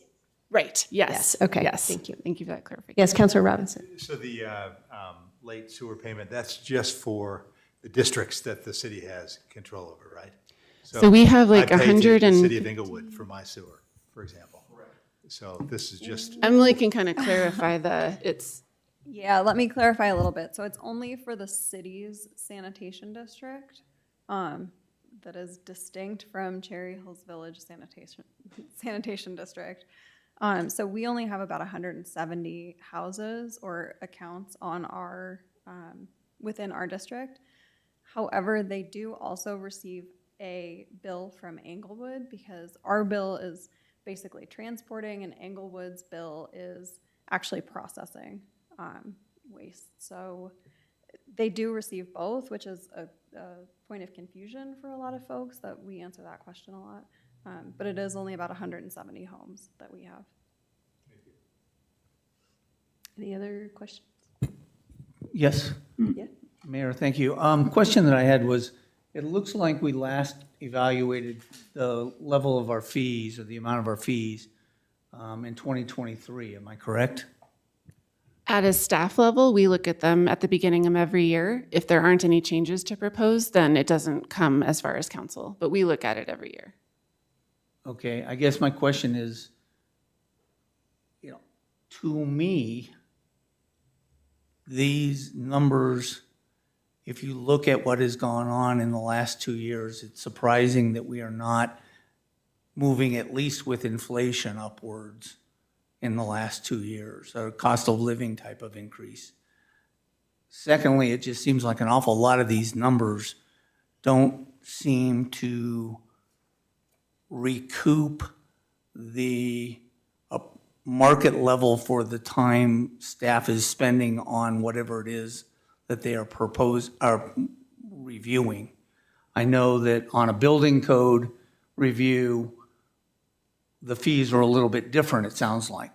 But, you know, if they spend 5 hours looking at it, they can charge for that 5 hours. But on, you know, some of these, an initial application fee, you know, I'm just looking here, security guard business licenses, I don't know if we have any of those in the village, but nonetheless, you know, a renewal fee of $50 and some of these other ones as you move through here just seem awfully low. And I don't think that I've ever been involved, I'm trying to think when we did this in 2023, if we looked at it as an overall review. I'm happy to be wrong and be pleased that we can keep our fees at this level. It just seems like this level right now is tipping towards low. So I think the clerk's point was that the staff reviews the fees and proposes changes. And I think if the feedback, or, you know, if there is consensus on council that we think those fees are too low, I think that would be direction to staff then to say, when you review these next year, you know, give some extra thought to that. They are intended as fees to cover costs, right? They're not just numbers that we think are, they're supposed, and so they are based on the staff's experience of, this is what we think it costs us to do this. Right, but I think the thing is, and I know I've asked this question before, and it should be asked forthrightly, there's an implication that it does. Is staff confident that in fact the fees that are that we're looking at today covers our fees and recovers our costs? Yes or no? It is not clear on all these fees whether that does or does not meet it. Okay, then everything that's being raised here is exactly right then, because that from my perspective, we don't ever put ourselves in the place of being able to analyze that. We can sit back and attest it. The question needs to be put to staff and ask that forthrightly. If it's yes, great, I'm good with it. And if it's not, which you're saying it is, then the direction that the No, mayor I just guess gave what I'm saying is, in all the circumstances for all these fees, we frankly would need to do some analysis to know whether or not it's covering it. It might be covering it, it might not. We haven't sort of logged our time on an, you know, sort of a average basis to make this determination every single time. We can sort of imagine and say, well, it seems like those don't take very long. The guard check per security guard, $50 probably does cover it, right? I mean, so, but that's me guessing. We don't log the time to test that. I'll just say this in regards to the fees.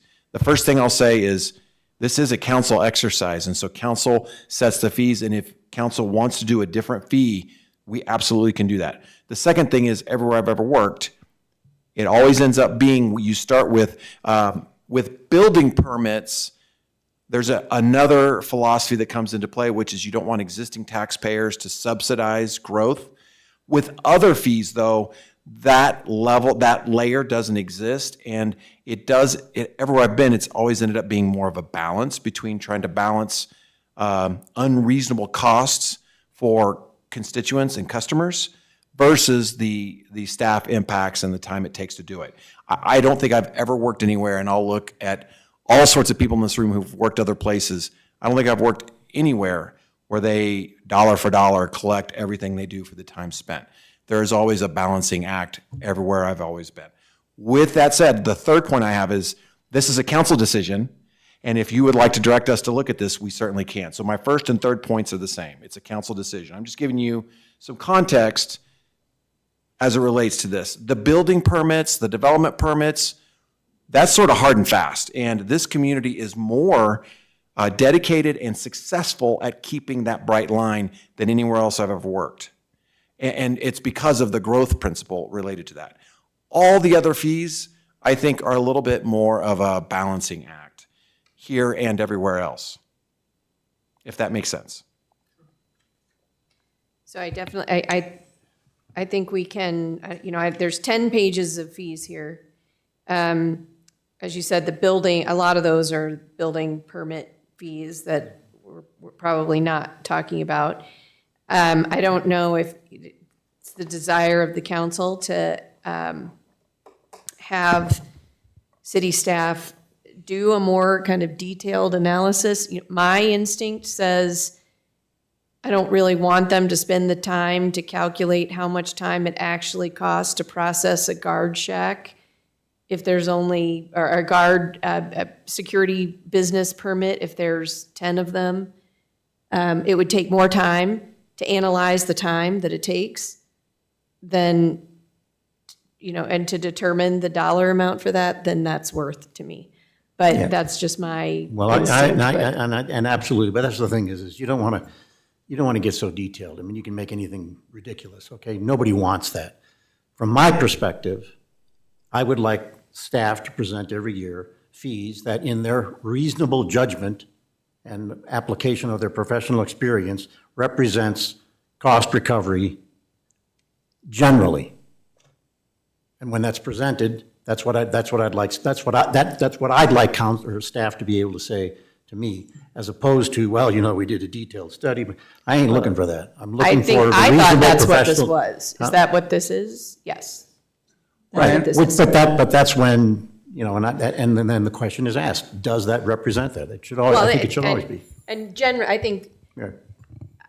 I think the city manager's point was that maybe this is our general belief that this represents the correct fee structure for the city. Does it 100% cover the costs? We don't really know, and the analysis of doing that is and it may not be worth it. So I think that what you have before you is the city staff's recommendation for what. You're missing my point, though. I'm not really interested in the mayor's view about whether that represents it or not. I'm interested in staff saying that back to me as a council member. Okay. So You see what I'm saying? I mean, I Yeah, don't no, mean to be but I And guess I what I'm agree with saying you. is I think it is, what they but- did say. Or, And Mayor Pro Tem Holland, because that's what's here. That's what's in this memo. Mayor Pro Tem Holland, I appreciate what you're saying. I'll say this, and this is less so true for Cherry Hills Village than other places I've worked where fees are under a microscope. And once again, I'm going to look at my fellow employees who've worked in other jurisdictions. I worked at one jurisdiction where every time there was any increase for the annual fee schedule, like we're doing tonight, it was absolutely beat up and open records requests and everything. And so therefore, any increase, you have to go through the exercise. And I'm speaking generically, I'm not speaking here. You have to go through the exercise. Otherwise, you won't be able to demonstrate that it is a true cost recovery. Guesstimates don't cut it in those circumstances. So with that said, what ends up happening in practice, at least where I've worked, and again, I'm going to actually ask on my employees to chime in on this as well. To Councilman Eber's point, they do end up staying the same for periods of time until there's a gap that then emerges, and the juice is worth the squeeze of doing the work and the analysis, because in a lot of places you can't just guess. That feels like a good increase. No, you got to log it. And so it ends up happening it goes for a while and it's stagnant, and then it bumps up a decent amount. And then that stays stagnant. Staff, what are your experiences? That's just what I've experienced. Is there anything different in other jurisdictions? Well, as you've talked about, building and land use applications are a little bit of a different animal, right? And this is true here in Cherry Hills Village or other communities, is obviously you want the time to represent the time that staff has spent as some point of a cost recovery. But again, I go back to building permits are actually a customer service. We want people to submit building permits. We don't want a cost to deter someone from submitting a building permit. So we try and balance that need for cost recovery versus the customer service for our community and our residents to not discourage the submittal of a permit. For a new home, you're probably not going to discourage a permit, but for a water heater or for an electrical upgrade, you may, and those are far more frequent permits than we see than, say, a new family home. So we do the best we can to walk that line. Is it always 100% cost recovery? No. Generally, I would agree with City Manager Kramer that generally those fees stay pretty flat until there's a massive gap in cost recovery versus your level of service. And at that point, then there's an analysis that's done and then the fee is reset. That's been my experience. Yeah, I guess my point was just this sentence in the memo. In addition to reviewing the fee schedule at the beginning of each year, staff also presents recommended updates as they are needed. That's what they're doing tonight. Well, So that's what this document is.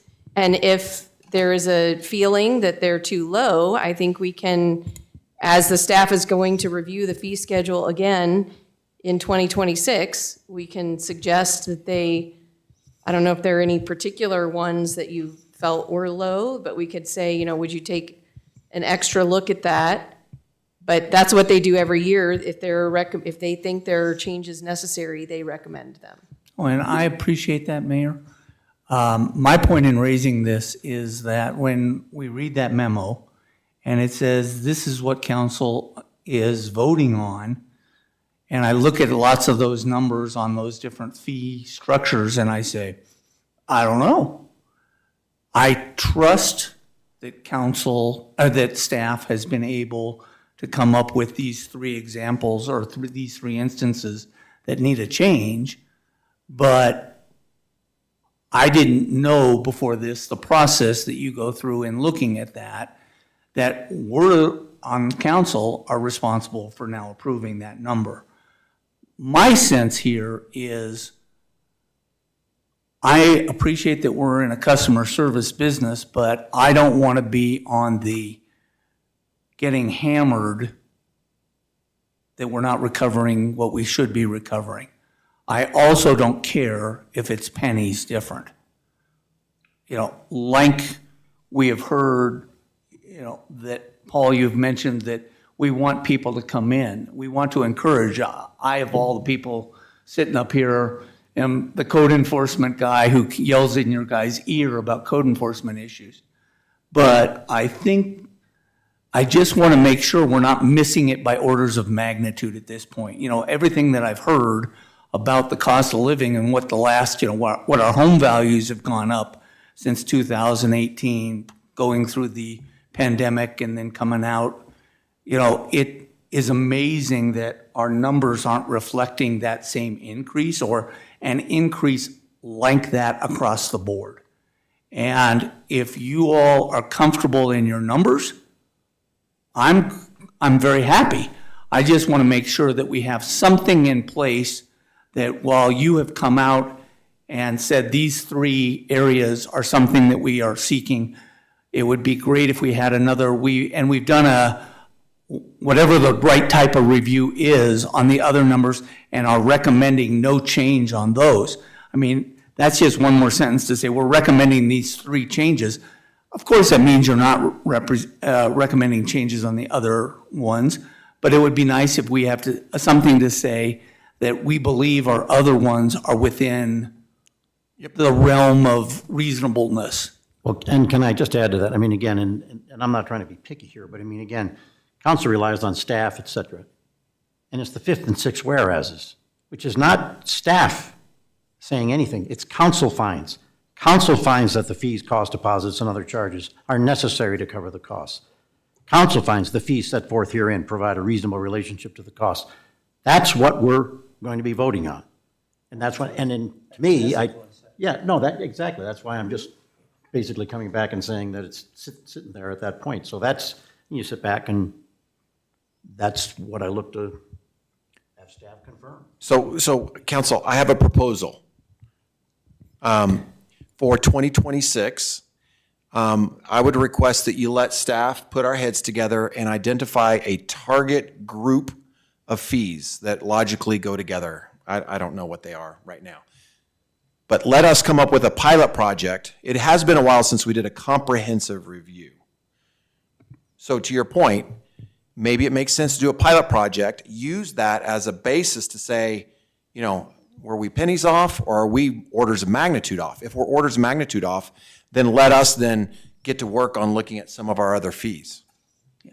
I mean, does that sound reasonable, like a reasonable approach? I think that's great myself, but, you know, I defer to other people as well. But where I'm going on this is just as an example, and it's just because I scrolled there first. Page 6 of 10 of our packet, it's page 288 of 374. It's talking about the electrical permit fees for new residential buildings. And I just go to the over 1,500 feet, not more than 2,000 feet, it's $86.25. Now, what is that $86.25 application fee intended to cover? Is it intended to cover the time for the inspectors to go out there, or is that a separate part that we recover based on time? Because an inspector probably charges us more than $86.25 an hour, I got to imagine. That isn't even covering the inspector's time out there. So I asked the question of, what is that fee supposed to do? Or is it just here's my fee to even get you to look at it? Understood. Absolutely understood. I will say a lot of the building code, a lot of the building and development code stuff, it all gets bundled, right? So it's really difficult to pull out one individual fee because very rarely do the inspectors go out and do an inspection of just what you just pointed out. They're combining that with like 15 other items that they're inspecting. And so which portion of that is this? The gas is divided up among all those different permits, right? And the inspector's time is divided up among all those different permits. And on the plan check, it goes really quickly usually, especially for things that are coded by certain categories. So I'm not arguing with you. I'm actually agreeing with you. I'm just saying the building and development codes are a bit of a different animal. We probably won't kick off with that one, if that's all right. I feel like that one was evaluated as part of,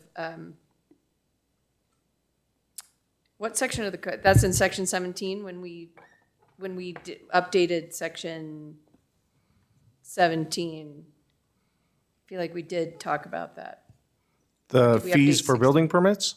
Yeah, no? The last I'm aware of is when we signed our last contract with Schum's Coda, and we changed some of the fees related to that because of the contractual agreements with their time associated with that. Yeah. Yeah.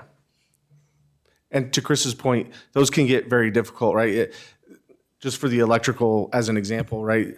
They could be called to do a preliminary, a rough, and a final, all for the same inspection. The preliminary may take them 2 minutes because they just have to look at this one thing, but the final electrical for the family room, right, is going to take them 25 minutes because it's a little more intricate. So I would recommend that we not start with specifically the building stuff because that can get very dicey. Yeah, clerk list. Counselor Heller has his. Oh, okay. Thank you. Counselor Heller, yep. Yeah, thank you. I'm trying to be polite and raise my hand. This all sounds fine, and maybe based on what you just said, Paul, my statement's not necessary, but I would like to see the qualitative factors that you identified around chilling effect on people getting certain permits. If the fees get too high, factored in, at least so we can consider them. I think that is important. Okay. So I think what I've heard is that when the staff reviews the fees this coming year, they will look specifically at a group, probably not the building code related fees, which is half of them, but maybe look at other groups of fees to see and do some analysis on a subset of those to see where we stand, and not bite off kind of going into a detailed review of all of the fees. I guess I would suggest to anyone who's expressed that opinion, if there are specific ones that you think are too low, please provide that information to that. It's actually kind of for both of you guys because you're the ones expressing it. If there's anything in particular that you think is too low, please provide that input to the staff, and that maybe those can be some of the ones they look at. So where does that leave us? I just want to say that because a lot of this is the same, but some of it's different. Rob and I are kind of very much aligned, but there's a difference. Unless I'm, like for instance, if I'm on of an electrical inspector, that's my business, I would look at that and go, that ain't right. But I don't have any expertise in any of this. I'm never going to do that. I'm going to come back every time and say, I need you guys to come and tell me that I can make that representation in that resolution. And you can go down that continuum further and go, well, what if your staff starts to BS you? Okay, that's a different issue. But the point is, I'm never going to take my expertise and shift it for yours. What I am going to do is I'm going to sit back and go, hey, I need to know that I can make this representation. Rob, you were looking at it a bit more in terms of going, I'm having a hard time believing that number. Like I said, hey, if we get a small modular reactor that starts to be built in here, and I know something about nuclear power, I might raise an issue about the fees you're charging for that. But you ain't going to see me doing it on any of these individuals. I'm going to come back and just say, hey, I need to know and feel confident in what you're saying that I can make the resolution that I am. I think if we do this pilot project, we can address both sides of, or both flavors of your point. Right, I think so. I agree. So where does that leave us with the agenda item on the table?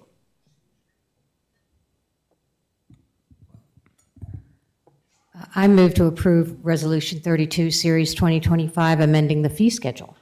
Second. It's been moved and seconded. All in favor? Aye. Aye. Counselor Heller, did you vote? Yes. Okay. Aye. And any opposed? Hearing none, that passes unanimously. Now, I will recess the City Council meeting at 8:26 p.m. and call to order the meeting of the Cherry Hills Village Charlou Park 3rd Filing General Improvement District Board. Will the clerk or the secretary please call the roll? Board Member Heller? Yes. Board Member Eber? Here. Board Member Holland? Here. Chair Brown? Here. Board Member McGuire? Here. Board Member Robinson? Here. Board Member Fisher? Here.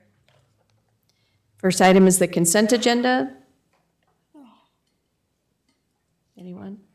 I move approval of consent agenda item 14A. Second. It's been moved and seconded. All in favor? Aye. Any opposed? Hearing none, that passes unanimously. Moving on to unfinished business, Resolution 3, Series 2025, the 2026 budget. Director Newman. Thank you. Good and exciting news on this one. Nothing has changed from our initial reading. Just as a reminder that the GID mill levy are appropriations to fund the debt service, administrative, and legal costs, and ensuring that we have enough in the fund balance at the end of each year to cover that debt service reserve and the additional taper expenses, which we did have, and everything looks good. There's been no changes. Thank you. I would entertain a motion if there are no questions.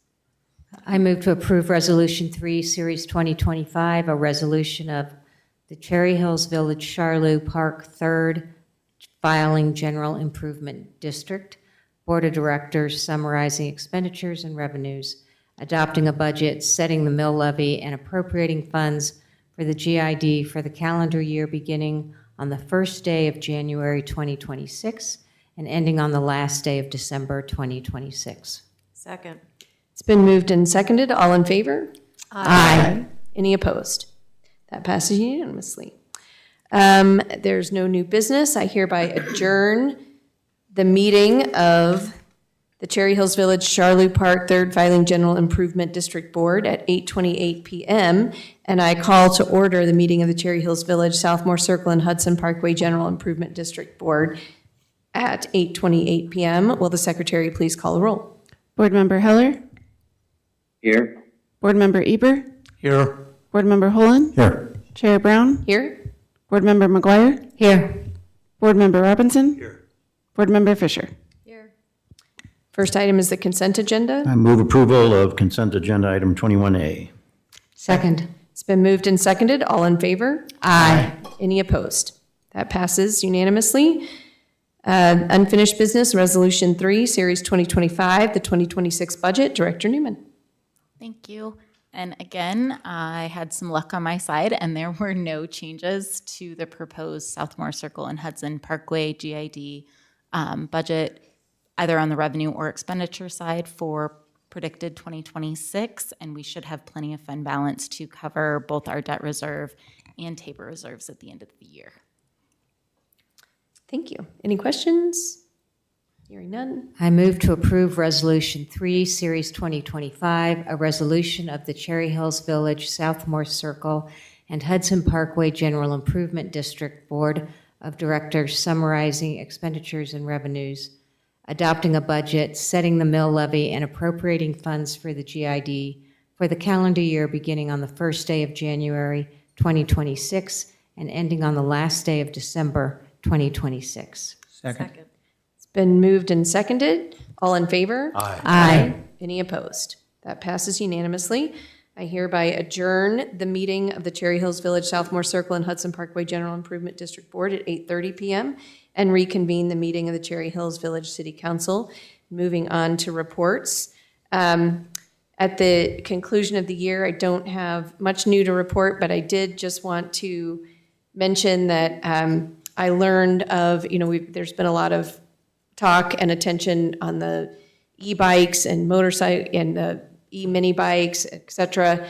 And I know that even just e-bikes have been a topic of conversation in Cherry Hills Village for many years. We're one of the only jurisdictions that don't allow e-bikes really of any kind on our trails.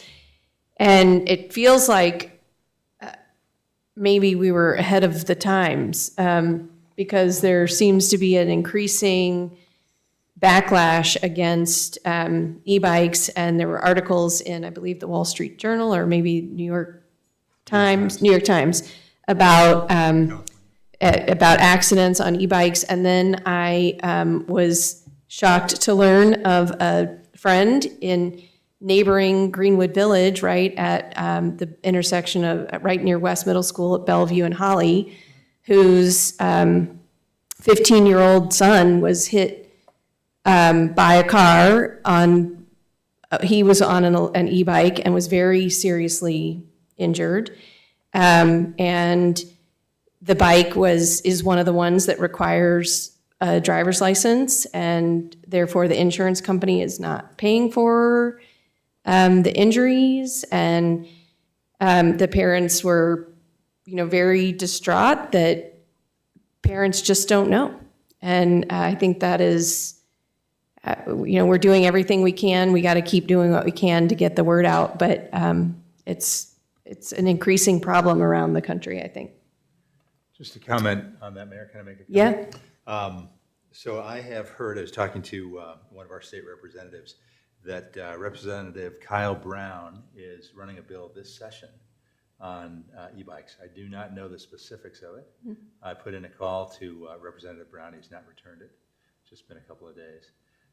But I'll let you know what I hear in terms of what the state legislature is trying to do. What the one representative said is it might be something similar to California, where they make a distinction between the power and the speed of the bikes and the regulation, what's required based on the categories of the bikes. Yeah. So anyway, that's it for my report, and we'll start down here. Councilor Ebert. Substantively, no report. I did want to take a second, since this is our last meeting of the calendar year, to thank all of the staff who makes our lives up here very, very easy compared to what it could be. Y'all do a great job. Thank you very much for making it very easy to live in Cherry Hills and be a member of this city council who gets to reap the benefits of all of your hard work. So thank you very much. I do want to steal somebody's thunder, probably Emily's. Your thunder is that this Friday is the winter celebration at 6 o'clock till 8 o'clock. And it's always a good time, and it's a great way to interact with all of the residents, and many of them aren't even residents of the village, but great way to see people and celebrate the holiday season. To everybody who celebrates Hanukkah, Happy Hanukkah. To everybody who celebrates Christmas, Merry Christmas. To the people who celebrate Kwanzaa, I don't know what the proper salutation is, but I hope you have a wonderful Kwanzaa, and those who celebrate other things, I wish you all a very happy holiday season. Be careful in your driving, keep your speeds down, keep your eyes up and open, do not look at phones. We don't need any additional statistics that will skew our great traffic statistics that we currently have right now. So on behalf of all of us on council, thank you all. Thank you. Councilor Holland. I have no report as well, but I'd like to echo Councilor Eber's comments and thank staff for a great year. Everything that Rob said is absolutely true. Thank you all for everything that you do, particularly Kelly and Emily, who probably have to spend more time with me than they'd like to, other than maybe the city manager, and, you know, too bad for him. But thanks so much for everything you do. You really make Cherry Hills what it is, and we can't thank you enough for that. And then to everybody, happy holidays, and hope everybody has a peaceful, happy holiday season and a start to a beginning and prosperous 2026. Thank you. Councilor McGuire. Also would like to thank the staff, which we probably don't do often enough, but as I've repeatedly said, when people thank me for sitting on council, I tell them that it's an incredibly easy job because of the caliber of the staff that we have, and I sincerely mean that. So thank you, and happy and safe holiday for everyone. I would like to, I'm not sure what the process is for this, but I do want to bring up again that I think we need a liaison for the judicial system. And so I don't know how we do that. We are talking about having some follow-up conversations with Judge Ellman about some, now that he's had an opportunity to go through it a couple times. I would recommend that we put this on a future schedule, and there may be some other things that we'd like to provide council with an update on this larger topic in general anyway. So I will tell you right now, January is packed, so we're not talking this might be a little bit out, but I would recommend that if it's all right with council that we've been kind of talking about this anyway. So maybe not that exclusively, but we've been talking about court issues more at large. So. And we only do full-scale liaison discussions every other year with new elections and things, right? So yes. Yeah, okay. But we can obviously make changes throughout the course, Yes, but there's exactly. There's not like a wholesale. Yeah. Yeah. Okay. So I guess I would just recommend if that's what council wishes to do, we just add it to a future agenda. Well, I'm saying I would like to see it on the agenda perhaps in February, if only for that isolated issue, and it doesn't necessarily have to be tied into all of the other things that are going on, but I think it's time. There agreement among council that you'd like to discuss that? Okay, yeah, Great, thank you. Yes, I want to just acknowledge and thank the residents that have come forward to express their views on the Franklin and Bellevue Light issue. And just recognize we've heard from a considerable number of our residents that this is something that is important to them. And I think we still have some more information that we need to gather in order to decide how to proceed on this. So I'm not making a motion or recommending anything at this time, but I feel like to my fellow council members, this is something that we need to address in the new year. Sounds like January is full, but soon thereafter, hopefully, that this is something that we can take seriously and address. And I just want to let the citizens know that we have heard you, that there's a concern here, and it's something that at least I intend to look into. And finally, I do want to thank the staff. I also want to thank my fellow council members and mayor. As a new member of the council, it's been a learning curve, and it's been a pleasure to be. I can't believe it's been almost a year. Where has it gone? But I look forward to 2026. Yeah, I think to follow up on that point, I would be inclined to agree that we've heard from a reasonable number of people on both sides of an issue. And I think if nothing else, it certainly warrants, they've asked the council to consider something, and I think it warrants a discussion to to determine what, if any, the next steps the council would like to take. And so I would also be in favor of adding a discussion on a future agenda in the new year. I'm also, there have been some developments in Greenwood Village as well. They have 3 new council members, and they have not taken any action on this issue yet. And I do have listened to all of their council meetings. I'm kind of watching what they're, getting any inclination of which way they're leaning or what next steps they're planning on doing as well. But I do think it's worthy of at least a council discussion. And so I would be in favor of putting a council discussion on a future agenda to provide some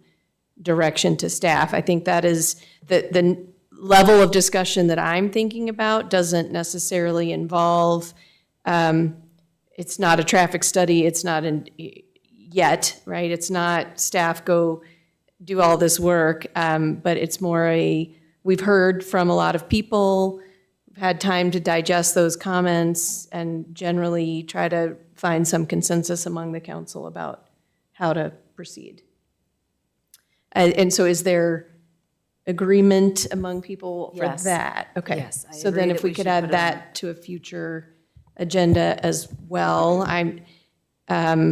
It does sound like January's packed, and we'll watch what Greenwood Village does as well, but we'll find a time to get that on there.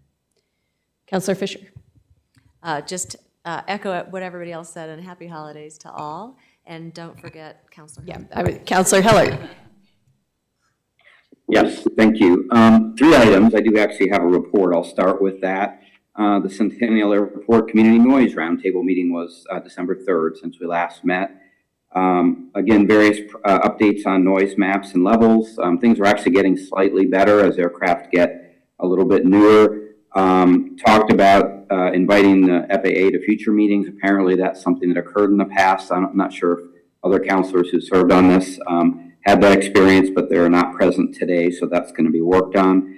The comment period has closed for the Part 150 noise exposure maps. I'm not sure if anyone provided any comments. We very rarely are in the flight path, and we're never in the training box, so there wasn't a whole lot to comment on for Cherry Hills Village. The main discussion items remain around the training boxes. It is getting a little heated, I would say. They talked about Thanksgiving and mainly in Elbert County, but also over Laviers. The budget will be out and budget requests will be out. It will be 0 for next year, but nonetheless they issue it. And then lastly, there is a aircraft noise conference in Las Vegas in March that they encourage new members to attend. So unless there's any objection, they pick up the tab. I'm planning to do that. It's sponsored by UC Davis. It's the Aircraft Noise Conference of the year, apparently. There are no questions. Next, I wanted to just thank the city clerk and everyone else for letting me be virtual today. Hopefully the experiment went well enough. And sorry for the microphone issues at the beginning. And then last, I wanted to generally thank staff as well, wish everyone happy holidays, but also a shout out to the chief and his crew. We did have a burglary in my neighborhood, and the professionalism and frankly, the just great detective work to, I'm not sure, chief, if the suspect has been arrested, but certainly identified, and it's much appreciated. I attended a homeowners meeting soon thereafter, and very, very happy folks about the work. Great, thank you so much. And thank you for participating, even though you're floating over the Golden Gate Bridge. Quite an impressive feat. That, we'll move on to city manager and staff. Yes, first of all, being the holiday season, I did want to remind council that next Tuesday and Thursday at 6:35 a.m. Is the employee holiday breakfast. If 6:35 is early for folks, employees will be coming and going. It's not just a set procedure. So if you need to come at 7, if you want to come at 7, I know employees would love to have an opportunity to sit down and break some bread and talk about the holidays. So if that's on your calendar, great. Second, I do also want to thank staff. This is the end of the year. It's also the holiday season. another successful year, and thanks to you. And it's the most impressive organization I've ever been a part of, and that's really thanks to you guys. The last thing I want to say is thanks to council. It's the most impressive elected body I've ever worked with, and for that I am very grateful at this time of giving thanks. So thank you for that, and I hope everybody, both employees, the public, and council have a great holiday season. Paul? Thank you. Just briefly, you saw in your packet the November Community Development Report. This tends to be our slower season. It has been anything but. It has continued the trend of 2025, and December has not slowed down for December for us. So I do want to recognize Jan and Chimskota and Icon for the work that they do. I also want to recognize our administrative staff and also Emily and Catherine, who's walked out. But they provide tremendous support for us in terms of answering the phones and trying to help. And so while the permits, whether it's permits issued, received, the inspections we do, all of them are at all-time highs over the last 10 years. And we wouldn't be able to provide the kind of customer service we want to provide and our residents deserve without a lot of help. So thank you. It truly is a team effort. And God willing, we'll get a little break starting in January. Director Newman. Thank you. I just wanted to say thank you very much for staff and council support in getting our 2026 budget together and out and approved. I will be submitting it for the GFOA budget award, and I don't have any reason to think it won't do well, so I'm very encouraged by that. You'll also notice in your packet, you now have monthly unaudited financial statements, and we are back on a monthly reporting track. Great, So, thank you. Thank you guys so much for the help and the support. Chief. Good evening. Not much of a report, but just an update on a previous report from a few weeks ago. I notified council of a life-saving effort from one of our officers who had the opportunity to perform CPR on a bicyclist along the High Line in Colorado Boulevard. Two things on that as an update. One is our Department Awards Committee met yesterday, and they have elected to award him our life-saving award, which I'll be doing right after the first of the year. And secondly, and perhaps a little cooler, is that next Thursday, the victim of that cardiac event has asked to meet with the officer and members of South Metro to express his gratitude in their efforts for obvious reasons. So I'll be attending that, the commander as well, and some members of our staff, but particularly the officer that performed those life-saving measures. So that's pretty exciting. Obviously, I also want to just thank all of staff. I want to just throw a special attention toward my staff as we close out the year. Double-digit decreases in all of our crime categories, double-digit decreases in nearly all of our measurables, and that is intentional. That is good police work, and as I've mentioned before, we have people who take great pride in serving this community. I appreciate your recognition of that. They feel it every single day, as they do just generally the members of our community, and it is a special place to work. So thank you for that, and happy holidays. Thank you. Thank you, Councilor Eber, for the great summary invitation to winter celebration. That's really all I have to say. Hopefully I'll see some of you there on Friday. Thank you. Clerk, City Attorney. No substantive report, but I'm going to echo how great it is to work with this elected body. You guys definitely keep me on my toes, but I love it, and I really enjoy working with you and serving you this community. And I also have to say, nobody's lying about what a great staff this is. It's I've seen a lot of staffs, and I feel like qualified to opine on that from many experiences. So thank you. It's a joy to pick up the phone when they call. And happy holidays to everybody. Thank you, and thank you for the gifts that you left for each You're of welcome. us. Enjoy. Thank you. Okay, well, next up, I think we have a proposal. I move to go into executive session pursuant to CRS Section 24-6-4024F for the purpose of discussing personnel matters related to the performance and compensation of the city manager, and pursuant to Section 24-6-4024B, for the purpose of receiving legal advice on specific legal questions regarding the application of land dedication requirements of the Cherry Hills Village Municipal Code for subdivisions. I further move to return to the city council meeting upon conclusion of the executive session. We're coming back in. What? Yeah, he said return. I thought he said adjourn. No, he said Oh, I return. said return. I'm sorry. Our apologies. Sorry, yeah. I like it when people say they can't hear me.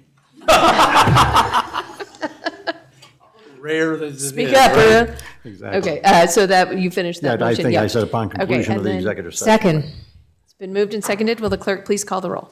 Counselor Heller? Yes. Counselor Eber? Aye. Counselor Holland? Aye. Counselor McGuire? Aye. Counselor Robinson? Aye. Counselor Fisher? Aye. No, we didn't. Dave, we'll see you in the next meeting. Yep. Bye. We are returning after the executive session.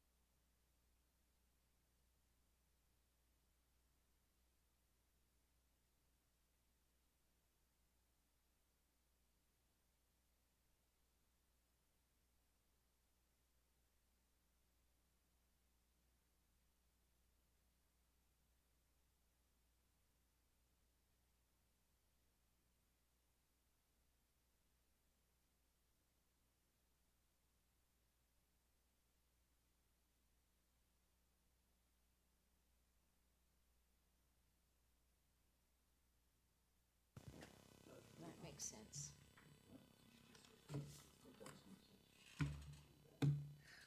And that's specifically as it relates to the review or to, not to the other matters? Yeah. Yeah. Yes, okay. Yeah. Okay. Yeah. Okay. Discussing personnel matters. I like that. I think that makes sense.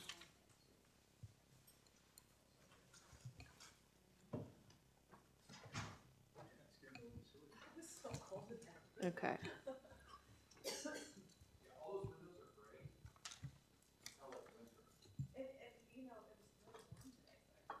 thought we built a LEED building.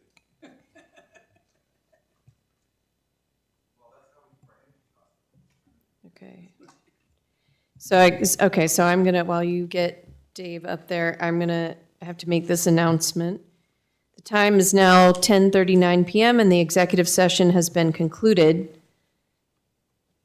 The participants in the executive session were, oh boy, all right. And she said, yeah, were Dave Heller, Rob Eber, Earl Holland, Susan McGuire, Doug Robinson, Karen Fisher, Katie Brown, and then that was for the, and initially that also included Kathy Guckenberger, Chris Kramer, and Paul Workman. Kathy Guckenberger, Chris Kramer, and Paul Workman left after the discussion of the legal advice regarding specific legal questions regarding the application of land dedication requirements, and the remaining council members and the mayor continued to discuss personnel matters related to the performance and compensation of the city manager. Yep. For the record, if any person who participated in this executive session believes that any substantial discussion of any matters not included in the motion to go into executive session occurred during the executive session, or that any improper action occurred during the executive session in violation of the open meetings law, I ask you to state your concerns on the record. And then we'll, and if we can't get him up, we just, okay.